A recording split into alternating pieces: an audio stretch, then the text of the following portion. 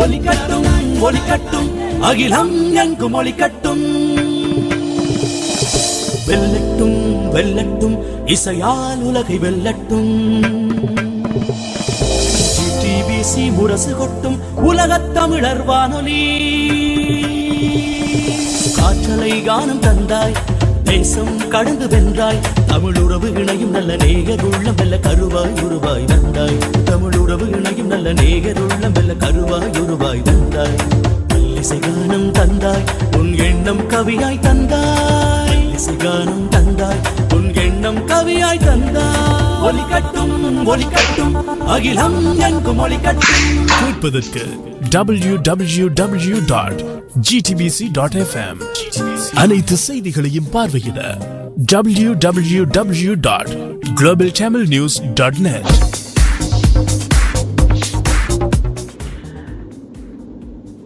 வணக்கம் நேயர்களே, ஜிடிபிசியுடன் விழுதுகள் நிகழ்ச்சியோடு இணைந்திருக்கிறீர்கள். விழுதுகள் நிகழ்ச்சி பிரதி ஞாயிற்றுக்கிழமை தோறும் இரவு 7:30 மணி இலங்கை நேரம் ஆரம்பமாகின்றது. விழுதுகள் நிகழ்ச்சியில் இணைந்து கொள்வதற்காக இன்று வருகை தந்திருக்கிறார்கள் வடமாகாண சபை எதிர்க்கட்சித் தலைவர் தவராஜா மற்றும் நுவரெலியா மாவட்ட பாராளுமன்ற உறுப்பினர் திலக் என்று அழைக்கப்படும் திலக் ராஜ் இணைந்திருக்கிறார்கள். வணக்கம் தவராஜ் அவர்களே. வணக்கம். உங்களுடைய இவ்வளவு நேரம் இரைச்சலாக இருந்தது, இப்பொழுது இரைச்சல் குறைவாக இருக்கிறது. வணக்கம். வணக்கம். அதாவது அரசியல் அமைப்பு உருவாக்கம் தொடர்பாக இன்று பேசுவதற்காக இணைந்திருக்கிறோம். கடந்த வாரமும் அரசியல் அமைப்பு உருவாக்கம் குறித்து நாங்கள் பேசியிருந்தோம். அந்த வகையில் இப்பொழுது திலக் நீங்களும் இணைந்திருக்கிறீர்களோ? வணக்கம். வணக்கம். நுவரெலியா மாவட்ட பாராளுமன்ற உறுப்பினர் திலக் அவர்களே, வணக்கம். எதிர் மறுமுனையில் வடமாகாண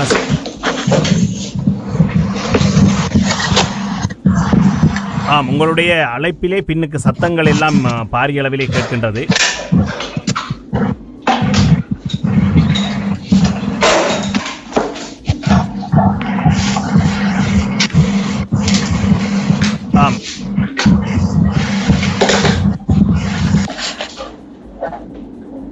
திலக் அவர்களுடைய அழைப்பிலே பின்னுக்கு பாரிய சத்தங்கள் எல்லாம் கேட்கிறது. வாரம் தவராஜ் அவர்களோடு பேசிவிட்டு திலக் அவர்களை உங்களை இணைத்துக் கொள்கிறோம்.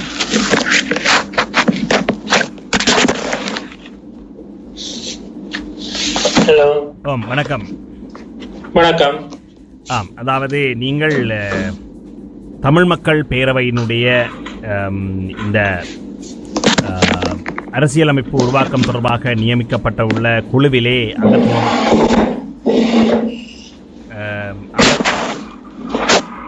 ஹலோ. வணக்கம். ஏன் இந்த சத்தங்கள் பின்னுக்கு வருகிறது? என்னிடம் வருகின்றது? ஆமாம், பின்னுக்கு பாரிய சத்தங்கள் எல்லாம், இரைச்சல் சத்தம், விழுகிற சத்தங்கள் அப்படியெல்லாம் வந்து கொண்டிருக்கிறது. நான் இயர்போன் போட்டு காய்க்கிறேன். இயர்போன் எடுத்துட்டு காய்க்கவா? இயர்போன் போட்டு நீங்கள் மைக்கில் விடாமல் இயர்போன் போட்டு காய்த்தீர்களாக இருந்தால் நலமாக இருக்கு. இயர்போன் போட்டு தான் காய்க்கிறேன். அப்படின்னா சரி. திலக் அவர்களே, உங்களுடைய இதிலும் சத்தங்கள் பின்னுக்கு கேட்டுக்கொண்டிருக்கிறன. சத்தங்களை குறைத்தீர்களாக இருந்தால் நன்றாக இருக்கும். நானும் அப்பொழுது நான் நினைக்கின்றேன். இந்த இப்போதும் சப்தம் கேட்குதா? இல்ல, இப்ப அமைதிக்கு வந்து விட்டது. அது நான் இந்த ஏசி ரூம், இந்த ஏசி நான் இங்க ஹோட்டல்ல இருக்கிற அந்த ஏசி சத்தமா இருக்கும், நிப்பாட்டிட்டு. சரி, இப்பொழுது இருவருடைய சத்தங்களும் சரியாக இருக்கின்றது. அதாவது அரசியல் அமைப்பு உருவாக்கம் தொடர்பாக மலேக மக்களினுடைய சார்பிலே பாராளுமன்ற உறுப்பினர் திலக் அவர்கள் இணைந்திருக்கிறார். தமிழ் மக்கள் பேரவையினுடைய குழுவிலே இருக்கின்ற இந்த கான்ஸ்டிடியூஷனல் கமிட்டியில் இருக்கின்ற தவராஜ் அவர்கள் இணைந்திருக்கிறார், வடமாகாண சபை எதிர்க்கட்சி தலைவர். முதலிலே தவராஜ் அவர்களோடு பேசுவோம். அதுல ஒரு திருத்தம் சொல்ல வேண்டும். தமிழ் மக்கள் பேரவையினுடைய கான்ஸ்டிடியூஷன் என்று நீங்கள் சொல்லப்பட்டது அல்ல. நான் இருப்பது அரசினால் அமைக்கப்பட்ட மக்களுடைய அபிப்பிராயத்தை பெறுவதற்கான அரசியலமைப்பு மாற்றத்துக்காக மக்களுடைய அபிப்பிராயத்தை பெறுவதற்காக அரசினால் அமைக்கப்பட்ட 20 பேர் அடங்கிய குழுவில் தான் நான் இருக்கின்றேன். மன்னிக்க வேண்டும் எனக்கு அதில் ஒரு சிறிய குழப்பமாக இருந்தது, மன்னிக்க வேண்டும். சரி, அதாவது அரசினால் அமைக்கப்பட்ட அந்த மக்களுடைய கருத்தறிவின் குழுவிலே நீங்கள் ஒரு உறுப்பினராக இருக்கின்றீர்கள். அந்த அளவில் இப்பொழுது பல கூட்டங்களிலே நீங்கள் கலந்து கொண்டிருக்கிறீர்கள். இந்த அரசியல் அமைப்பு உருவாக்கம் தொடர்பாக மக்கள் மத்தியிலே உண்மையிலே ஒரு ஆர்வம் இருக்கிறதா?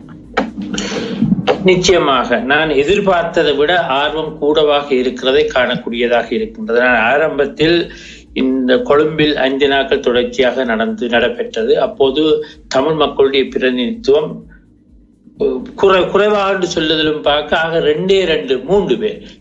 அதுல 2 முக்கியவர்கள், முந்த நாள் வடக்கு கிழக்கு முதலமைச்சர் திரு வரதராஜ பெருமாளும், மற்றது முன்ன நாள் பாராளுமன்ற உறுப்பினர் திரு விநாயகமூர்த்தி அவர்களையும் தவிர வேறு எவர்களும் தமிழ் மக்கள் சார்பில் வரவில்லை 5 நாட்கள் தொடர்ச்சியாக நடந்த அந்த அமர்விலே. அப்ப நான் நினைச்சேன், இப்படித்தான் எங்களுடைய தமிழ் மக்களுடைய ஆர்வம் இருக்காம போகுமோ, இது ஒரு முக்கிய சந்தர்ப்பம், நல்ல ஒரு சந்தர்ப்பம் தமிழ் மக்களுக்கு. ஏனெனில் இதற்கு முதல் ஏற்படுத்தப்பட்ட அரசியலமைப்பு மாற்றங்கள் 1972 இருக்கலாம், 78 இருக்கலாம், எதிலையும் தமிழ் மக்களின் அபிப்பிராயத்தை கேட்காமல், தமிழ் மக்களுக்கு ஈவன் தமிழ் மக்களுடைய தலைவர்களுடைய அபிப்பிராயத்தை கூட பொருட்படுத்தாமல் தான் அந்த அரசியலமைப்பு மாற்றம் புதிய அரசியலமைப்புகள் ஏற்படுத்தப்பட்டது. ஆனால் இப்படியான ஒரு சந்தர்ப்பம் கிடைக்கும் போது தமிழ் மக்கள் தவறவிட போகிறார்களே என்று நான் நினைத்திருந்தேன். ஆனால் தொடர்ச்சியாக வடமாகாணத்தில் எல்லா மாகாணங்களுக்கும் நான் சென்றிருக்கின்றேன், கிழக்கு மாகாணத்தில் உள்ள எல்லா மாகாணங்களுக்கும் சென்றிருக்கிறேன். கடைசியாக தற்சமயம் அம்பாறை மாவட்டத்தில் நடைபெற்றுக் கொண்டிருக்கின்றது. அதே போல நுவரெலியா மாவட்டத்துக்கு சென்றிருக்கின்றேன். தமிழ் மக்கள் பெருமளவில் தங்களுடைய அபிலாசைகளை உண்மையாக எங்களால ஹேண்டில் பண்ண முடியாத அளவுக்கு நாங்கள் எல்லா மாவட்டங்களும் ஒவ்வொரு மாவட்டத்துக்கும் 2 நாள் ஒதுக்கி இருந்தோம். யாழ்ப்பாணத்தில் எல்லாம் 2 நாள் போதுமா இருக்கவில்லை. நாங்கள் 2 குழுக்களாக பிரிந்து, நாங்கள் 7 பேர் இருந்த நாங்கள் 2 குழுக்களாக பிரிந்துதான் அந்த அமர்வுகளை செய்திருந்தோம். அதே போல வேறு சில மாவட்டங்களிலே நாங்கள் 2 குழுக்களாக பிரிக்க வேண்டிய நிர்பந்தம் ஏற்பட்டு அவ்வளவு ஆர்வத்தை காணக்கூடிய இருக்கணும். எல்லா மாவட்டம் வடக்கு கிழக்கில் உள்ள எல்லா மாவட்டங்களிலும் தமிழ் மக்கள் ஆர்வமாக இதில் அதாவது சகல மட்டத்திலே. ஒரு காலத்துல ஒரு அபிப்பிராயம் இருந்தது, அரசியலமைப்பு மாற்றம் என்றால் அது ஒரு சட்டத்துறை வல்லுநர்கள் இல்லாட்டி சட்டம் தொடர்பாக தெரிந்தவர்கள் மட்டும்தான் இப்படியான விடயங்களில் பங்கெடுப்பதென்று இல்லை, சகல விதமான மக்களும் இதில் பங்கெடுத்து தங்களுடைய கருத்துக்களை கூறியிருக்கின்றார்கள். இந்த வகையிலே நுவரெலியா மாவட்டத்துக்கும் நீங்கள் சென்றிருந்தீர்கள் என்று கூறியிருந்தீர்கள். நுவரெலியா மாவட்டத்தை பிரதிநிதித்துவப்படுத்துகின்ற பாராளுமன்ற உறுப்பினர் திலக் இணைந்திருக்கிறார். திலக் அவர்களே, இந்த அரசியல் அமைப்பு மாற்றம் குறித்து மலையக மக்கள் மத்தியில் எத்தகைய விழிப்புணர்ச்சி காணப்படுகிறது?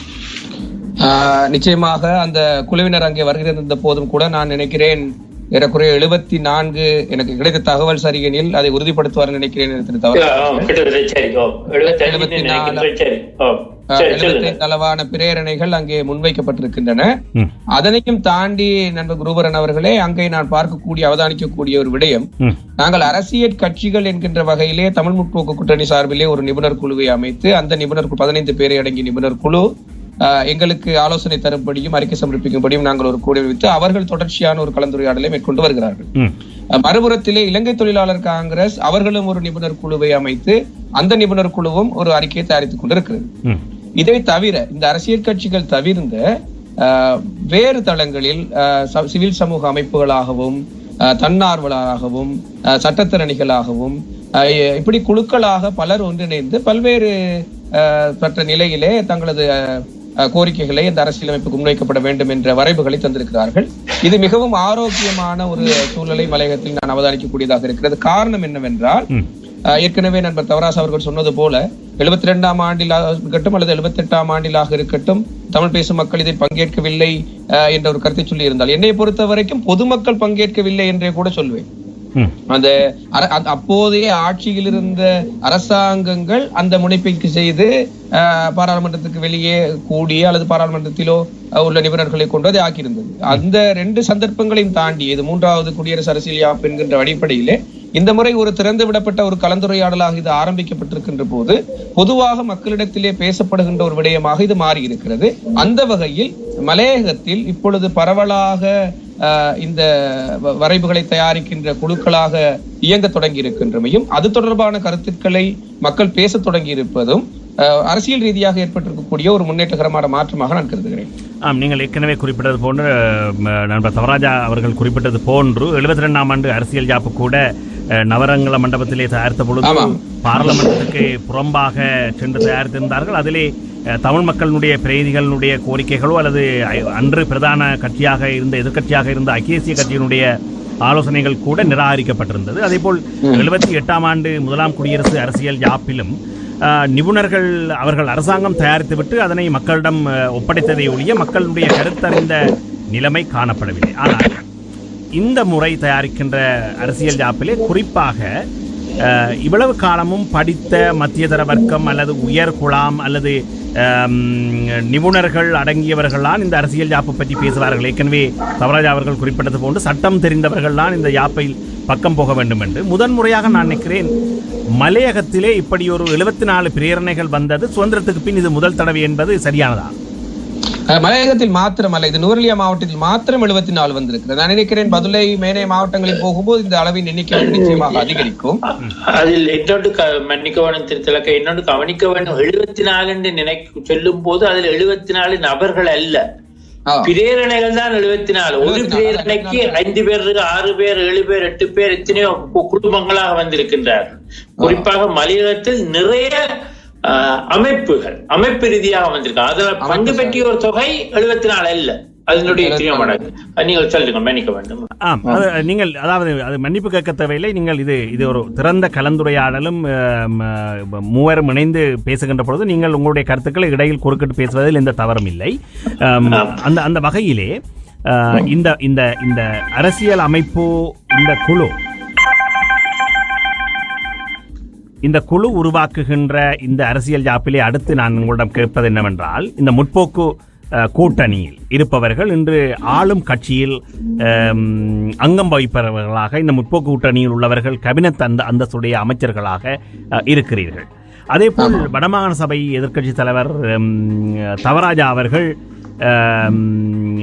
முன்னர் ஸ்ரீலங்கா சுதந்திர கட்சியோடு ஆட்சி அமைத்து இப்போது கூட அந்த ஸ்ரீலங்கா சுதந்திர கட்சியை அவர் பிரதித்துவப்படுத்துகின்ற மாநசபை உறுப்பினர் என்பது அங்கிருந்து வந்தது. ஏதோ ஒரு வகையில் இந்த ஆளுகின்ற அரசாங்கத்தோடு ஒரு நட்புறவை பேணுகின்றவர்களாக இருக்கிறீர்கள்.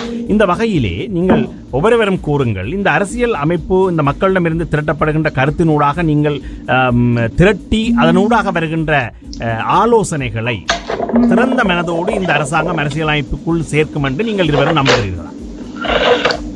என்ன பொறுத்தமட்டில் நான் கதைக்கின்றது கேட்கின்றதா? தெளிவாக இருக்கிறது. ஆமா, என்ன பொறுத்த மட்டில் நமக்கு தந்திருக்கின்ற பணிப்புரை நம்முடைய குழுவுக்கு தந்திருக்கு. இது நான் அரசியல் கட்சியை சேர்ந்து நான் இந்த குழுவில பிரதிநிதித்துவம் வைத்தாலும் இந்த குழுவுக்கு வந்த பிறகு ஒட்டுமொத்தமாக குழுவின் அடிப்படையில் தான் நாங்கள் வேலை செய்கின்றோம். எங்களுக்கு தந்திருக்கின்ற பணிப்புரை அல்லது எங்களுக்கு தந்திருக்கின்ற அந்த மந்திரி சபை பிரகாரத்தின்படி எங்களுக்கு தந்திருக்கின்ற கடிதத்தில் மக்களுடைய அபிப்பிராயத்தை பெற்று அந்த மக்களுடைய அபிப்பிராயத்தை தொகுத்து அந்த தொகுப்புடன் கூடி எம்முடைய ஒரு பரிந்துரை ரெக்கமெண்டேஷன் எம்முடைய பரிந்துரையை சேர்த்து இந்த அமைச்சரவை குழுவுக்கும் பாராளுமன்றத்தினால் அமைக்கப்படவிருக்கும் இன்னும் அமைக்கப்படவிருக்கும் அரசியலமைப்பு மாற்றம் தொடர்பான குழுவிற்கும் சமர்ப்பிப்பதற்கென்றுதான் கூறப்பட்டிருக்கின்றது. அதனால் நாங்கள் எங்களை பொறுத்த மட்டில் நாங்கள் தெளிவாக திறந்த மனத்துடன் சகல மக்கள் சொல்லும் போது சகல இன குழுமங்கள் மட்டுமல்ல, நாங்கள் திருவோணம், மட்டக்களப்பு, அம்பாறை மாவட்டங்களிலே சிறிய இன குழுமங்கள், அதாவது உதாரணத்துக்கு ஆதிவாசிகள், மற்றது இந்த மட்டக்களப்பில் இருக்கிற பேர்கர் கமிட்டிகள், இங்க அம்பாறையில கூட 2 இன்றைக்கு நாங்க சந்திச்சோம் 2 தெலுங்கு இனத்தை இன்றைக்கும் அவங்களுடைய பரம்பரையில் தெலுங்கு பேசுகின்ற ஒரு குழுமங்கள். இவ்வாறு அதே போல புத்தளத்துக்கு சென்றவர்கள் ஆபிரிக்க வம்சாவளியினரை நான் போகவில்லை, சென்றவர்கள் ஆபிரிக்க வம்சாவளியினரை சந்தித்திருக்கிறார். இவ்வாறு சிறு குழுமங்கள்ல இருந்து ஒரே இனத்துக்குள்ளேயே எத்தனையோ சில வேறுபட்ட குழுமங்கள் இருக்கு. அந்த குழுமங்களுடைய கருத்துக்கள்ல இருந்து நாங்கள் சகல கருத்துக்களையும் பெற்றுக் கொண்டிருக்கின்றோம். நிச்சயமாக இதை திறந்த மனத்துடன் நாங்கள் பரிந்துரை செய்வோம்.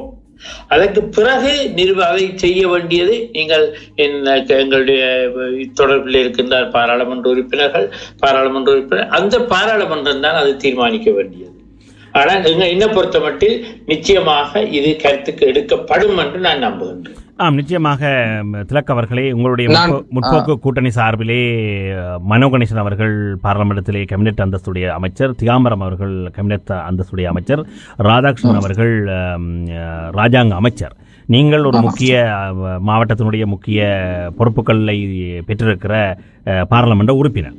எனவே ஆளுகின்ற அரசாங்கத்தோடு மிக நெருங்கிய உறவை பேணுகின்ற நீங்கள் இம்முறை மலையகத்திலே உங்கள் மக்களால் உருவாக்கப்படுகின்ற பிரேரணைகள், அவர்களால் முன்மொழியப்படுகின்ற பிரேரணைகள் அடங்கிய விடயங்களை நீங்கள் கூட சில விடயங்களை சொல்லுகிறீர்கள். மலையகத்திலே மக்கள் சிறந்து வாழுகின்ற தமிழ் மக்கள் வாழுகின்ற பிரதேசங்களை உள்ளடக்கிய ஒரு அதிகார அலகு பற்றி பேசுகிறார்கள். அங்கு அந்த கொத்தனி அலகுகளை உருவாக்குவதனூடாக நிலம் சார்ந்து அல்லாவிட்டாலும் கூட மக்கள் பரம்பரை சார்ந்த அடிப்படையை வைத்துக்கொண்டு அவர்களுக்கான உரிமைகள் பற்றி பேசுகிறார்கள். அதேபோல் உரிமைகளை பற்றி பேசுகின்ற பொழுது அவர்களுடைய அடிமட்ட வாழ்க்கை நிலைமையை உயர்த்துவதற்கான சில விடயங்களுக்கு உத்தரவாதங்களை வழங்குகின்ற விடயங்களையும் அரசியலமைப்பிலே சேர்த்துக் கொள்ளப்பட வேண்டும் என்று கூறுகிறார்கள்.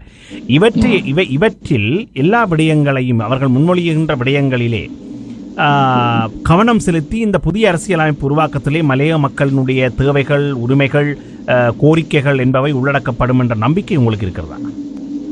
நன்றி. இந்த நல்ல ஒரு பொருத்தமான ஒரு கேள்வியை கேட்டிருக்கிறீர்கள். நாங்கள் ஏற்கனவே இந்த முதலாவது வினாவிலே இருவரும் உரையாடியது போல இந்த முதல் 2 அரசியலமைப்பு உருவாக்கத்தின் போதும் வாய்ப்புகளை பெறாத ஒட்டுமொத்த தமிழ் பேசும் மக்களிலும் சரி அல்லது ஒட்டுமொத்த மக்களின், நான் கூறியது போல ஒட்டுமொத்த மக்களிலும் சரி, இந்த முறை அதற்கான வாய்ப்பை இந்த அரசாங்கம் திறந்து விட்டிருக்கிறது என்பதை ஒரு முற்போக்கான அம்சமாக நாங்கள் கொள்ள வேண்டி இருக்கிறது. முதலில் அதற்கான ஒரு முனைப்பு காட்டப்பட்டிருக்கிறது. நாங்கள் பொதுமக்களிடமிருந்து கருத்தறிவோம் என்கின்ற ஒரு நிலைப்பாட்டை. அவ்வாறு கருத்தறிய முற்பட்டிருக்கும் அரசாங்கம் வெவ்வேறு படிநிலைகளை இதிலே அறிவித்திருக்கிறது. முதலாவது தான் இந்த PRC எனப்படுகின்ற மக்கள் கருத்து, பீப்புள் ரெப்ரசன்டேட்டிவ் கமிட்டி எனப்படுகின்ற இந்த நம்ம நண்பர் தவராசா அவர்கள் இருக்கின்ற அந்த குழு மக்கள் கருத்தறிவதற்காக சட்டத்தரணி லால் விஜயநாயக் அவர்களின் தலைமையிலே ஒரு குழுவை நியமித்து இவர்களை வெவ்வேறு மாவட்டங்களுக்கு சென்று கருத்தறிந்து தொகுக்க சொல்லி இருக்கிறார்கள். இவர்கள் தொகுத்து வழங்க போகின்ற அந்த அறிக்கையை ஒரு அறிக்கையாக தயாரித்து பாராளுமன்றத்திற்கு ஒவ்வொரு உறுப்பினர்களுக்குமே சமர்ப்பிக்கவிருக்கிறார்கள். அது அடுத்த கட்டம்.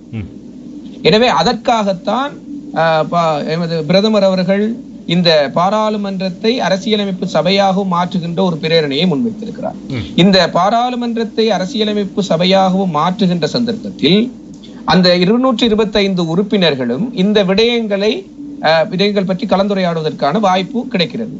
எனவே இந்த மக்களிடம் கருத்தறிந்து அந்த வழங்கப்படுகின்ற அறிக்கையை பெற்றுக்கொள்கின்ற ஒவ்வொரு பாராளுமன்ற உறுப்பினரும் தாம் கொண்டிருக்கின்ற அரசியலமைப்புக்காக என்ன விடயங்களை உள்ளடக்க வேண்டும் என்கின்ற தான் கொண்டிருக்கின்ற நிலைப்பாட்டிற்கு மேலாக தான் பிரதிநிதித்துவப்படுத்துகின்ற மக்கள் சார்ந்த குழுவினர் இந்த மக்கள் இந்த குழுவினரினூடாக எத்தகைய தகவல்களை தங்களுக்கு வழங்கி இருக்கிறார்கள் என்பதை பெற்றுக்கொள்ளக்கூடிய ஒரு சந்தர்ப்பம் இதன் மூலமாக அமைந்திருக்கிறது. இது முக்கியமான அம்சம். எனவே இந்த பாராளுமன்றத்திற்கு தெரிவு செய்யப்பட்டவுடன் தங்களது நிலைப்பாட்டில் இருந்து மாத்திரம் இந்த கலந்துரையாடலை பாராளுமன்றத்தில் எடுத்துச் செல்லாமல் மக்களின் கருத்தையும் ஒன்றிணைத்துக் கொண்டு செல்லக்கூடிய ஒரு சூழ்நிலை இங்கே உருவாகிறது. இந்த 2 கட்டத்திற்கு அப்பால் பாராளுமன்றத்திற்குள்ளேயே தெரிவு செய்யப்பட்டிருக்கிற சட்டத்தரணி பாராளுமன்ற உறுப்பினர் ஜெயம்பதி விக்ரமரட்ன தலைமையிலான குழுவினர் இந்த ஒழுங்கமைப்புகளை முன்னெடுத்துகின்ற ஒரு வேலை திட்டத்தை கொண்டு சென்று கொண்டிருக்கிறார்கள். இவர்கள் இந்த பாராளுமன்றத்தை அரசியலமைப்பு சபையாக மாற்றுவதற்கு புறம்பாக அவரது தலைமையிலே அவ்வப்போது நாங்கள் குழு அறையிலே சந்தித்து அவருடன் கலந்துரையாடுகிறோம். கடந்த புதன்கிழமை அல்லது வியாழக்கிழமை நினைக்கிறேன், அப்போது கூட ஒரு சுயாதீனமான ஒரு வகுப்பு போன்று அவருடன் கலந்துரையாடக்கூடியதாக இருக்கு. அவருடன் மிகவும் நெகிழ்வுடன் செயற்படக்கூடியவர். எனவே அவருடன் கலந்துரையாடி இதை எவ்வாறான முறைகளில் நாங்கள் இதை கொண்டு கொள்ள போகிறோம் என்பதற்கான வாய்ப்பு இதில் கிடைத்திருக்கிறது. எனவே அடுத்த கட்டத்தில் தான் இந்த மக்கள் கருத்துக்களையும் கொண்டு மக்கள் பிரதிநிதிகள் அந்த அரசியலமைப்பு சபையிலே உரையாற்றுகின்ற போது வழங்குகின்ற கருத்துக்களையும் கொண்டு அது நிபுணத்துவ நிலையினரின் கைக்கு சென்று அங்கே தயாரிக்கப்பட்டு அந்த மக்களுடன் தயாரிக்கப்பட்டு மீண்டும் அது சமர்ப்பிக்கப்பட்டு இந்த அரசியலமைப்பு முறைதான் நாங்கள் அறிமுகப்படுத்தப்படவிருக்கிறோம் என்கின்ற ஒரு ஆவணமாக தயாரிக்கப்பட்ட பிறகு இதனை 2/3 பெரும்பங்கு வாக்களிப்பினால் நிறைவேற்றிக் கொள்வதற்கோ அமைச்சரவை அங்கீகாரம் அல்லது சர்வஜன வாக்கெடுப்பு என்கின்ற அடுத்தடுத்த ஒவ்வொரு கட்டத்தில் நிகழும் என்று நினைக்கிறேன். இந்த ஒவ்வொரு கட்டத்தில் செய்வதற்கான ஒட்டுமொத்த படிமுறை அரசாங்கத்தினால் முன்வைக்கப்பட்டிருக்கிறது. எனவே இந்த அரசாங்கத்தின் முன்வைப்பு என்பதை நாங்கள் முற்போக்காக பார்க்கின்ற போது இந்த ஒவ்வொரு படிமுறையிலும் மக்களும் மக்கள் பிரதிநிதிகளும் தங்களது அரசியல் கோரிக்கைகளை முன்வைக்கக்கூடிய ஒரு சந்தர்ப்பம் எட்டியிருக்கிறது. இது மக்களின் பக்கத்தில்.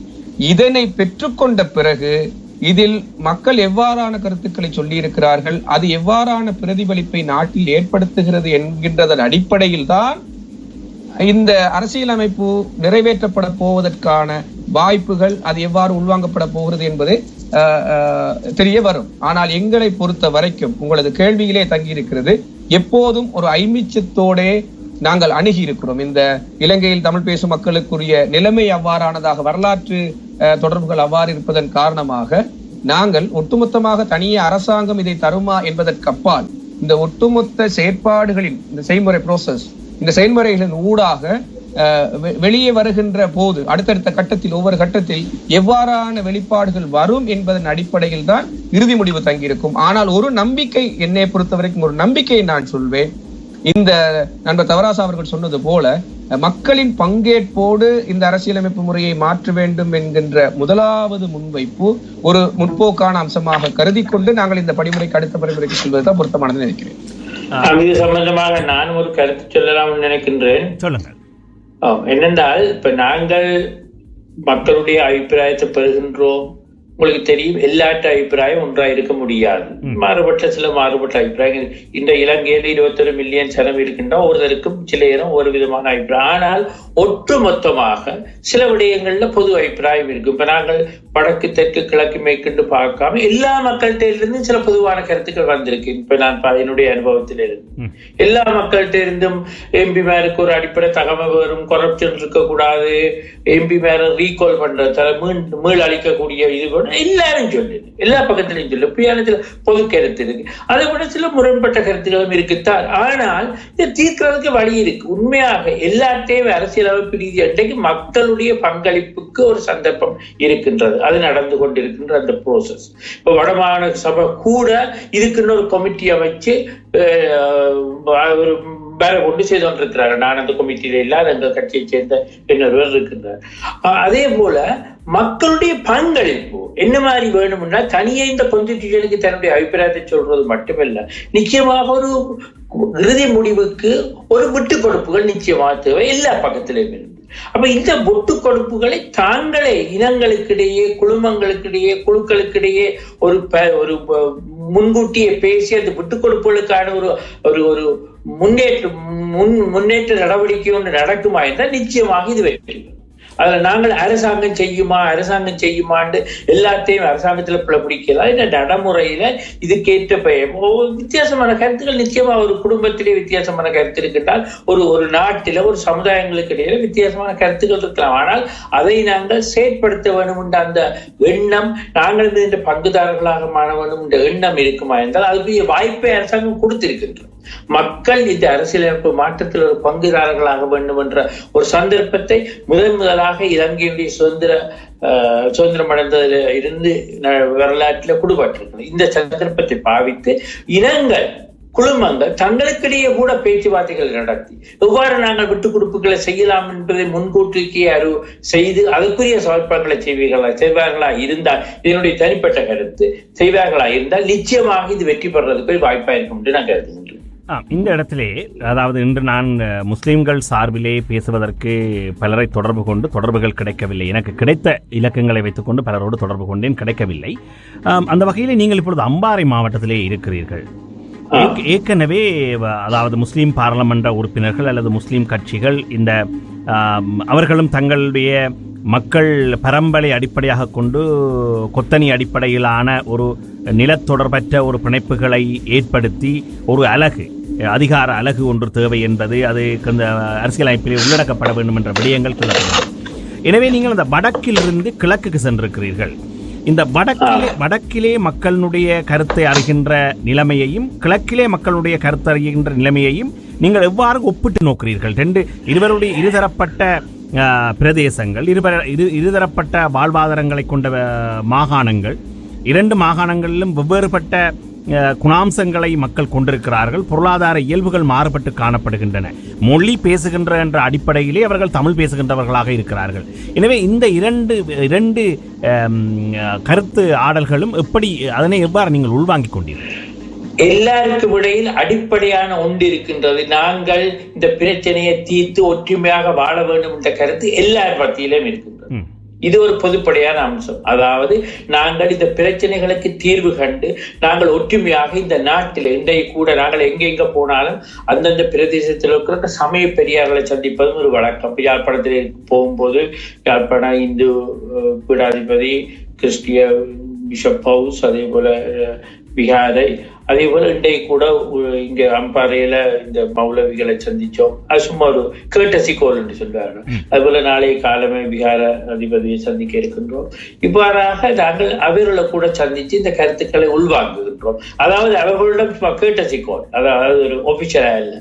அப்படி அவர்களுடைய நாங்கள் என்னத்தை பார்க்கிறோம்னா எல்லாருடைய மனதிலே ஒன்று தெரிகிறது. இந்த பிரச்சனைக்கு தீர்வு காண வேண்டும். நாங்கள் ஏதோ விதமாக நாங்கள் எல்லோரும் கதைச்சு தீர்வு காண வேண்டும் என்ற அந்த ஒரு பொதுப்படத்தன்மை காணப்படுகின்றது. அதனால் நாங்கள் செய்ய வேண்டியது இந்த பொதுப்படத்தன்மையை மையமாக வச்சுக் கொண்டு முரண்பாடுகள், கருத்து வேறுபாடுகள், ஒவ்வொருத்தருடைய வேறுபாடுகள் இருக்கலாம். ஆனால் தீர்வு காண முடியாது என்றால் அல்ல. நாங்கள் உண்மையாக தீர்வு காண கொண்டு உளப்பூர்வமாக நினைத்தால் காண முடியும். அதுக்கு சில விட்டுக் கொடுப்புகள் நிச்சயமாக வேணும். விட்டுக் கொடுப்புகள் செய்யத்தான் இல்லாட்டி எந்த பிரச்சனையும் தீர்க்க முடியாது. எல்லா பக்கத்திலையும் நான் விட்டுக் கொடுப்பு கொண்டு ஒன் சைடடா கதைக்கவில்லை, ஒரு பக்க சார்பாக கதைக்கவில்லை. அதனால் நாங்கள் இப்ப வடக்கு கேட்ட நீங்கள் கேட்ட கேள்விக்கு மறுமொழி சொல்லுவாங்க. வடக்கின்ற அபிப்பிராயமோ கிழக்கின்ற அபிப்பிராயம் நீங்கள் உங்களுடைய கருத்து முடியுதோ ஒட்டுமொத்த முரண்பட்ட அப்படி அல்ல. பொதுப்படியான கருத்துக்கள் நிறைய இருக்கின்றன. ஒரு சில முரண்பட்ட கருத்துக்கள் இருக்கின்றன. ஆனால் அது நிச்சயமாக ஒரு பேசி அதுக்கு ஒரு இணக்க தீர்வு பெற முடியும். அதான் நான் அதுக்கு முதலே சொன்னால், எல்லாத்தையும் அரசியலமைப்பு ரீதியாக சட்ட ரீதியாக கொண்டு வந்து நாங்கள் இப்படித்தான் இருக்கணும் என்று வரையறை செய்யாம இனங்களுக்கு இடையே கூட இதை என்ன மாதிரி ஒரு கான்ஃபிளிக்ட் ரெசல்யூஷன் என்ற அடிப்படையில வச்சு நான் சொல்லுகின்றேன். ஒரு இனங்களுக்கு இடையே கூட இதுகளை பேச்சுவார்த்தை செய்து ஒரு விட்டுக் கொடுப்புகளை மூலம் இப்படி தீர்க்கலாம் என்ற கருத்தை முன்வைப்பார்களா இருந்தால் சுலபமாக தீர்க்கப்பட முடியும் என்ற பிரச்சனையும் இல்லாமல். ஏனென்றால் எல்லாருடைய மனத்திலும் புரியோடி போயிருக்கின்ற சிந்தனை இனிமேலே தாங்கள் இதை இப்படியே போக விட முடியாது, ஒரு தீர்வு கண்டே ஆக வேண்டும் என்று.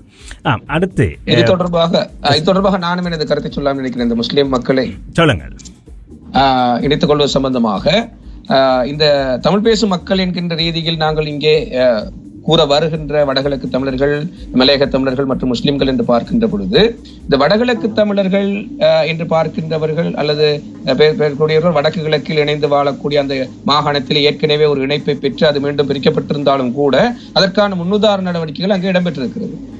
மலையக மக்களையும் முஸ்லிம் மக்களையும் பொறுத்தவரையிலே இந்த இரண்டு இனக்குழுமங்களுக்குள்ளே ஒரு ஒற்றுமை காணப்படுகிறது.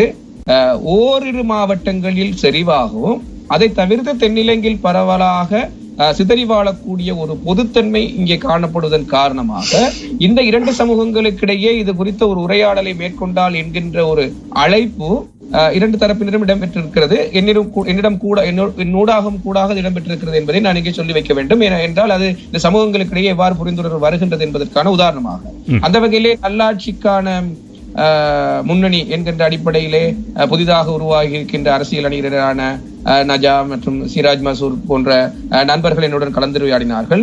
நண்பர் சிராஜ் அவர்கள் என்னோடு ஒரு தொலைக்காட்சி நிகழ்ச்சியில் கலந்து கொண்ட போது அந்த உரையாடல் நிகழ்ச்சி நிறைவடைந்த பின்னர், நண்பர் திலகரை, நாங்கள் இதை இந்த தொலைக்காட்சி நிகழ்ச்சிக்கு வெளியே எடுத்து மிகவும் பொருத்தமானது நினைக்கின்றேன். என பெரும்பாலான புள்ளிகளில் நாங்கள் இந்த இரண்டு சமூகங்களின் கோரிக்கைகளையும் ஒன்றிணைந்து செல்கின்ற என்ற முன்வைப்பை செய்திருக்கிறார். அதற்கான முயற்சியை நாங்கள் செய்வோம் என்று கூறியிருக்கிறோம்.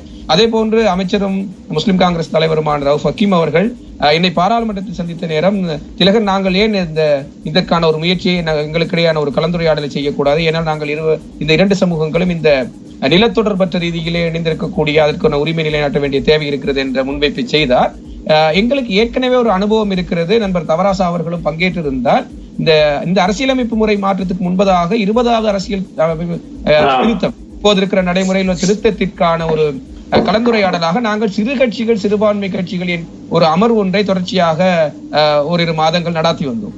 அப்போது இப்படியான ஒரு புரிந்துணர்வு ஏற்பட்டது. இந்த சமூகங்களுக்கிடையே எவ்வாறான இடங்களில் விட்டுக் கொடுப்புடன் எங்களது பொது வேலை திட்டத்திற்கு பொதுவாக அரசாங்கத்தில் நாங்கள் என்னவற்றை கோரலாம் என்கின்ற ஒரு நிலைப்பாடு ஏற்பட்டது. நான் நினைக்கிறேன் இப்பொழுது நீங்கள் எழுப்பியிருக்கக்கூடிய கேள்வி மீண்டும் நாங்கள் அந்த சிறு கட்சிகள் சிறுபான்மை கட்சிகள் ஒன்று சேர்ந்த ஒரு சம்மேளனமாக சேர்ந்து உரையாடிய இடத்திற்கு மீண்டும் செல்லக்கூடிய ஒரு சந்தர்ப்பம் இதனை உருவாக்கும் என்று நினைக்கிறேன். அந்த 20வது திருத்தத்திலே சிறுபான்மை கட்சிகள் சேர்ந்து இறுதியாக நாங்கள் ஒரு இறுதி வடிவம் திரு கௌரவ அமைச்சர் ரவுஃப் ஹக்கீம், கௌரவ மனோ கணேசன், கௌரவ நாங்கட கட்சி, மற்றது கௌரவ ஷாத்பதி இந்திய கட்சி, இப்படி எல்லாரும் சேர்ந்து கடைசியாக இறுதி வடிவத்தில் நாங்கள் ஒன்றை செய்யக்கூடியதா இருந்தது. எல்லாரும் ஒற்றுமையா அதுல எல்லாம் சொல்லுங்கள். தவராஜா அவர்களுடைய அழைப்பிலே தெளிவில்லாமல் போய்விட்டது. தவராஜ் அவர்களே,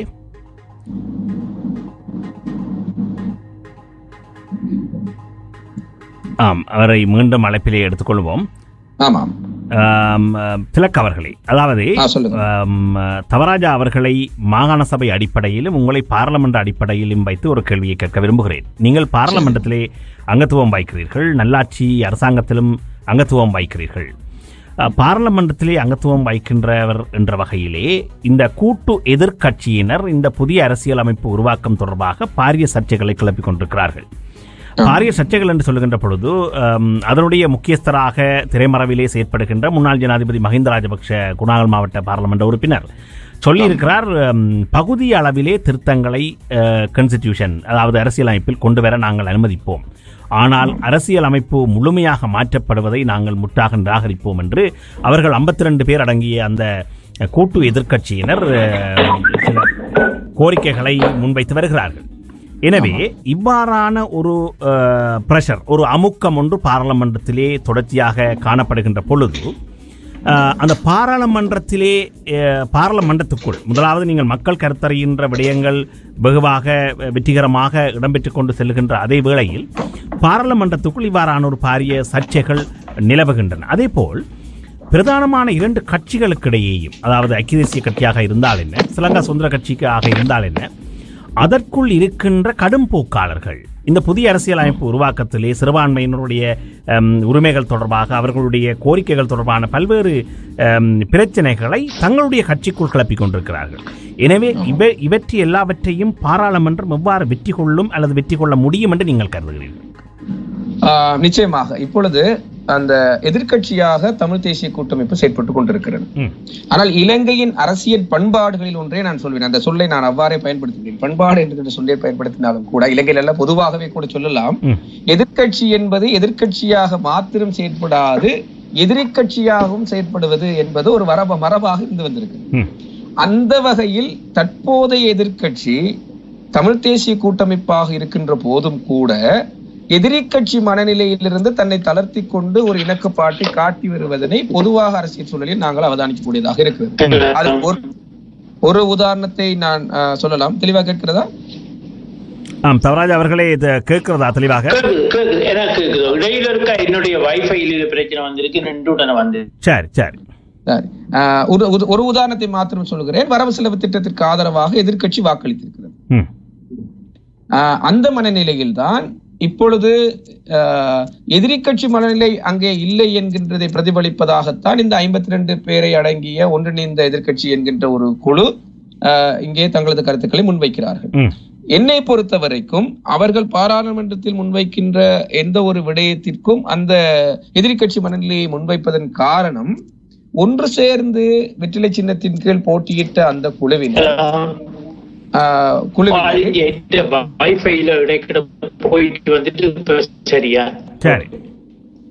ஒரு குழுவினர் அரசாங்கத்திற்கு ஆதரவளிக்கின்ற நிலையில் அந்த அரசாங்கத்திற்கு ஆதரவளிக்காத, நீங்கள் குறிப்பிட்டது போன்ற திரைமறைவில் முன்னாள் ஜனாதிபதி அவர்கள் பாராளுமன்ற உறுப்பினர் செயற்படுவதன் ஊடாக இந்த குழுவினர் தங்களை எதிர்க்கட்சியாக அங்கீகரித்துக் கொள்ளுகின்ற ஒரு சந்தர்ப்பமாக இதனை பயன்படுத்துகிறார்கள் என்றே என்னுடைய கருத்து அமைகிறது, என்னுடைய தனிப்பட்ட கருத்து. நான் இதனை அவ்வாறு தான் பார்க்கிறேன். எனவே எதிர்க்கட்சி ஓரளவு அரசாங்கத்துடன் இணக்கப்பாட்டுடன் செயற்பட்டுக் கொண்டிருக்கிற நிலையில் எதிர்க்கட்சிக்கான சூழல் அங்கே இருக்கிறது. 52 பாராளுமன்ற உறுப்பினர்கள் என்கின்ற பொழுது அது ஒரு கணிசமான அளவு. எனவே அந்த இடத்தை பிடித்துக் கொள்வதன் ஊடாக தாங்கள் இந்த பாராளுமன்றத்தில் 2வது பெரும்பான்மை உறுப்பினர்களை கொண்ட கட்சியாக வர முடியும். தங்களது பலத்தை அவ்வாறு பயன்படுத்துவதன் மூலமாக அடுத்ததாக ஆட்சியை கைப்பற்றுவதற்கான நகர்வை செய்ய முடியும் என்கின்ற நிலைப்பாட்டில் இருந்து கொண்டு அவர்கள் செயற்படுவதாகவே நான் அவதானிக்கிறேன். மறுபுறத்தில் பார்த்தால் ஐக்கிய தேசிய கட்சியின் பல்வேறு நடவடிக்கைகளையும் விமர்சனம் செய்து கொண்டிருக்கின்ற இந்த ஒன்றிணைந்த எதிர்க்கட்சி என சொல்லப்படுகின்ற அந்த குழுவினர் ஐக்கிய தேசிய கட்சியினால் முன்வைக்கப்பட்டு இத்தனை வருட காலம் நடைமுறையில் இருக்கின்ற இந்த 78ஆம் ஆண்டு வரவு செலவு திட்டத்தை மாற்றக்கூடாது என சொல்லுவது எந்த அளவுக்கு அவர்களது கருத்துக்கு வலு சேர்ப்பதாக இருக்கின்ற கேள்வியை ஏற்படுத்துகிறது. அப்படி என்றால் ஐக்கிய தேசிய கட்சி கொண்டு வந்த அரசியலமைப்பு முறைதான் இப்பொழுது இருக்கிறது. ஜே.ஆர். ஜெயவர்தனாவை விமர்சனம் செய்கின்ற அரசியலமைப்பு முறைதான் இப்பொழுது இருக்கிறது. எனவே அதனை அவர்கள் மாற்றக்கூடாது, இதில் திருத்தங்களை கொண்டு வருகிறார்கள் என்று ஒரு பாராளுமன்ற உறுப்பினர் உரையாற்றினார்கள். இந்தியாவில் 100க்கு மேற்பட்ட நினைக்கிறேன், 119, 109 நினைக்கிறேன் திருத்தங்கள், 110 திருத்தங்கள் கொண்டு வரப்பட்டிருக்கிறதா தற்போது நடைமுறையில் இருக்கின்ற அரசியலமைப்பில். எனவே 100ஐயும் தாண்டிய அரசியலமைப்பு திருத்தங்கள் வருகின்ற பொழுது நாம் இப்போதுதானே 19 திருத்தத்தை கொண்டு வந்திருக்கிறோம், ஏன் இதை மாற்ற வேண்டும் என்கின்ற ஒரு கேள்வியை அந்த தரப்பை சேர்ந்த ஒரு பாராளுமன்ற உறுப்பினர் முன்வைக்கின்றார். அதே நேரத்தில் இதனை மறுபுறத்தில் ஒரு எதிர்ப்பு குரலை எழுப்புகின்ற மக்கள் விடுதலை முன்னணியினர் இன்னொரு விதமான ஒரு கருத்தை முன்வைக்கிறார்கள். நீங்கள் இந்த அரசியலமைப்பு முறையை மாற்ற வேண்டும் என்பது எந்த அடிப்படையில் செய்ய வருகிறீர்கள் என்பது முக்கியம் என்கின்ற ஒரு பிரச்சனையை அரசாங்க தரப்பில் வைக்கிறார்கள். இதனை மையமாக வைத்துக் கொண்டு அரசியல் இங்கே நாட்டில் இருக்கக்கூடிய இனப்பிரச்சனைக்கு தீர்வு காண்பதற்கான ஒரு பொறிமுறையாக ஒட்டுமொத்த அரசியலமைப்பை மாற்றுவதற்கான முயற்சிகளை செய்யாமல் இந்த நாட்டில் இருக்கக்கூடிய நடைமுறை இருக்கக்கூடிய பிரச்சனைக்கான தீர்வை முன்வைத்துவிட்டு அதற்கு பிறகு அடுத்த கட்டத்தில் நாங்கள் இதை பற்றி யோசிக்கலாம் என்கின்ற ஒரு நிலைப்பாட்டை அவர்கள் எடுத்திருக்கிறார்கள். எனவே அந்த குழுவினரை பொறுத்த வரைக்கும் எந்த விடயத்தை முன்வைத்தாலும் கூட ஒரு எதிர்கருத்தை தெரிவிப்பவர்களாகத்தான் இருப்பார்கள். அது இப்போதைய நடைமுறை அரசியல் களத்தில் அவர்கள் செய்யக்கூடிய பணி அவர்களது அரசியல் சார்ந்து, அரசியல் நோக்கத்தோடு அல்லது அரசியல் லாபம் கருதி செய்யக்கூடிய பணியாகவே இருக்கும். எனவே அந்த அணியினரிலிருந்து எத்தகைய அளவினரை தங்களது பக்கம் சேர்த்து கொண்டு இதற்கு ஆதரவாக கொண்டு வரலாம் என்ற நிலைப்பாட்டை எடுக்கத்தான் கடந்த வாரம் வாக்கெடுப்பின் மூலமாக அரசியலமைப்பு சபையாக மாற்றுவதற்கான முடிவு எடுப்பதற்கான ஏற்பாடுகள் செய்யப்பட்டிருந்த போதும் கூட அதனை ஒத்திவைத்திருக்கிறார்கள். இன்னும் ஸ்ரீலங்கா சுதந்திர கட்சியின் மத்திய குழு கூடி அந்த மத்திய குழுவில் எடுக்கின்ற தீர்மானத்தின் அடிப்படையில் அடுத்த கட்டத்துக்கு செல்வதற்கு, அதாவது இதை அரசியலமைப்பு சபையாக மாற்றி அதனூடாக அடுத்த அரசியலமைப்பை மாற்றுவதற்கான முயற்சியை மேற்கொள்வதற்கு சுதந்திர கட்சியின் நிலைப்பாட்டையும் சாதகமாக ஆக்கிக் கொள்வதற்காகவே இந்த விடயம் தள்ளி போடப்பட்டிருக்கிறது. எனவே அந்த குழுவை ஒரு எதிர்ப்பு குழுவாக அடையாளம் கண்டுகொண்ட அரசாங்கம் அந்த குழுவிலோடு இணைந்திருக்கக்கூடிய ஸ்ரீலங்கா சுதந்திர கட்சியின் உறுப்பினர்கள் தங்களுக்கு ஆதரவு அளிக்கின்ற குழுவினரையும் இந்த அரசியலமைப்பு சபையாக மாற்றும் பிரேரணைக்கு ஆதரவாக வாக்களிக்க செய்வதற்கான முனைப்புகளை காட்டிக் கொண்டிருக்கிறார்கள். அடுத்த வாரத்தில் அது தெரிய வரும் என நினைக்கிறேன். எனவே அந்த குழுவினரிலிருந்து ஒட்டுமொத்தமாக அந்த விலகிச் செல்ல தயாராக இருக்கின்ற குழுவினரை தனித்து விடப்படுவதற்கான சூழல் இங்கு தெரிகிறது. தவராஜ் அவர்களே, உங்களுடைய இரைச்சல், அந்த இரைச்சல் என்றதும் அந்த விழுந்து சத்தம், ஏதாவது பொருட்கள் விடுகிற சத்தங்கள் அப்படி எல்லாம் பெரிய சத்தங்கள் கேட்கிறது, அது ஏனோ தெரியவில்லை.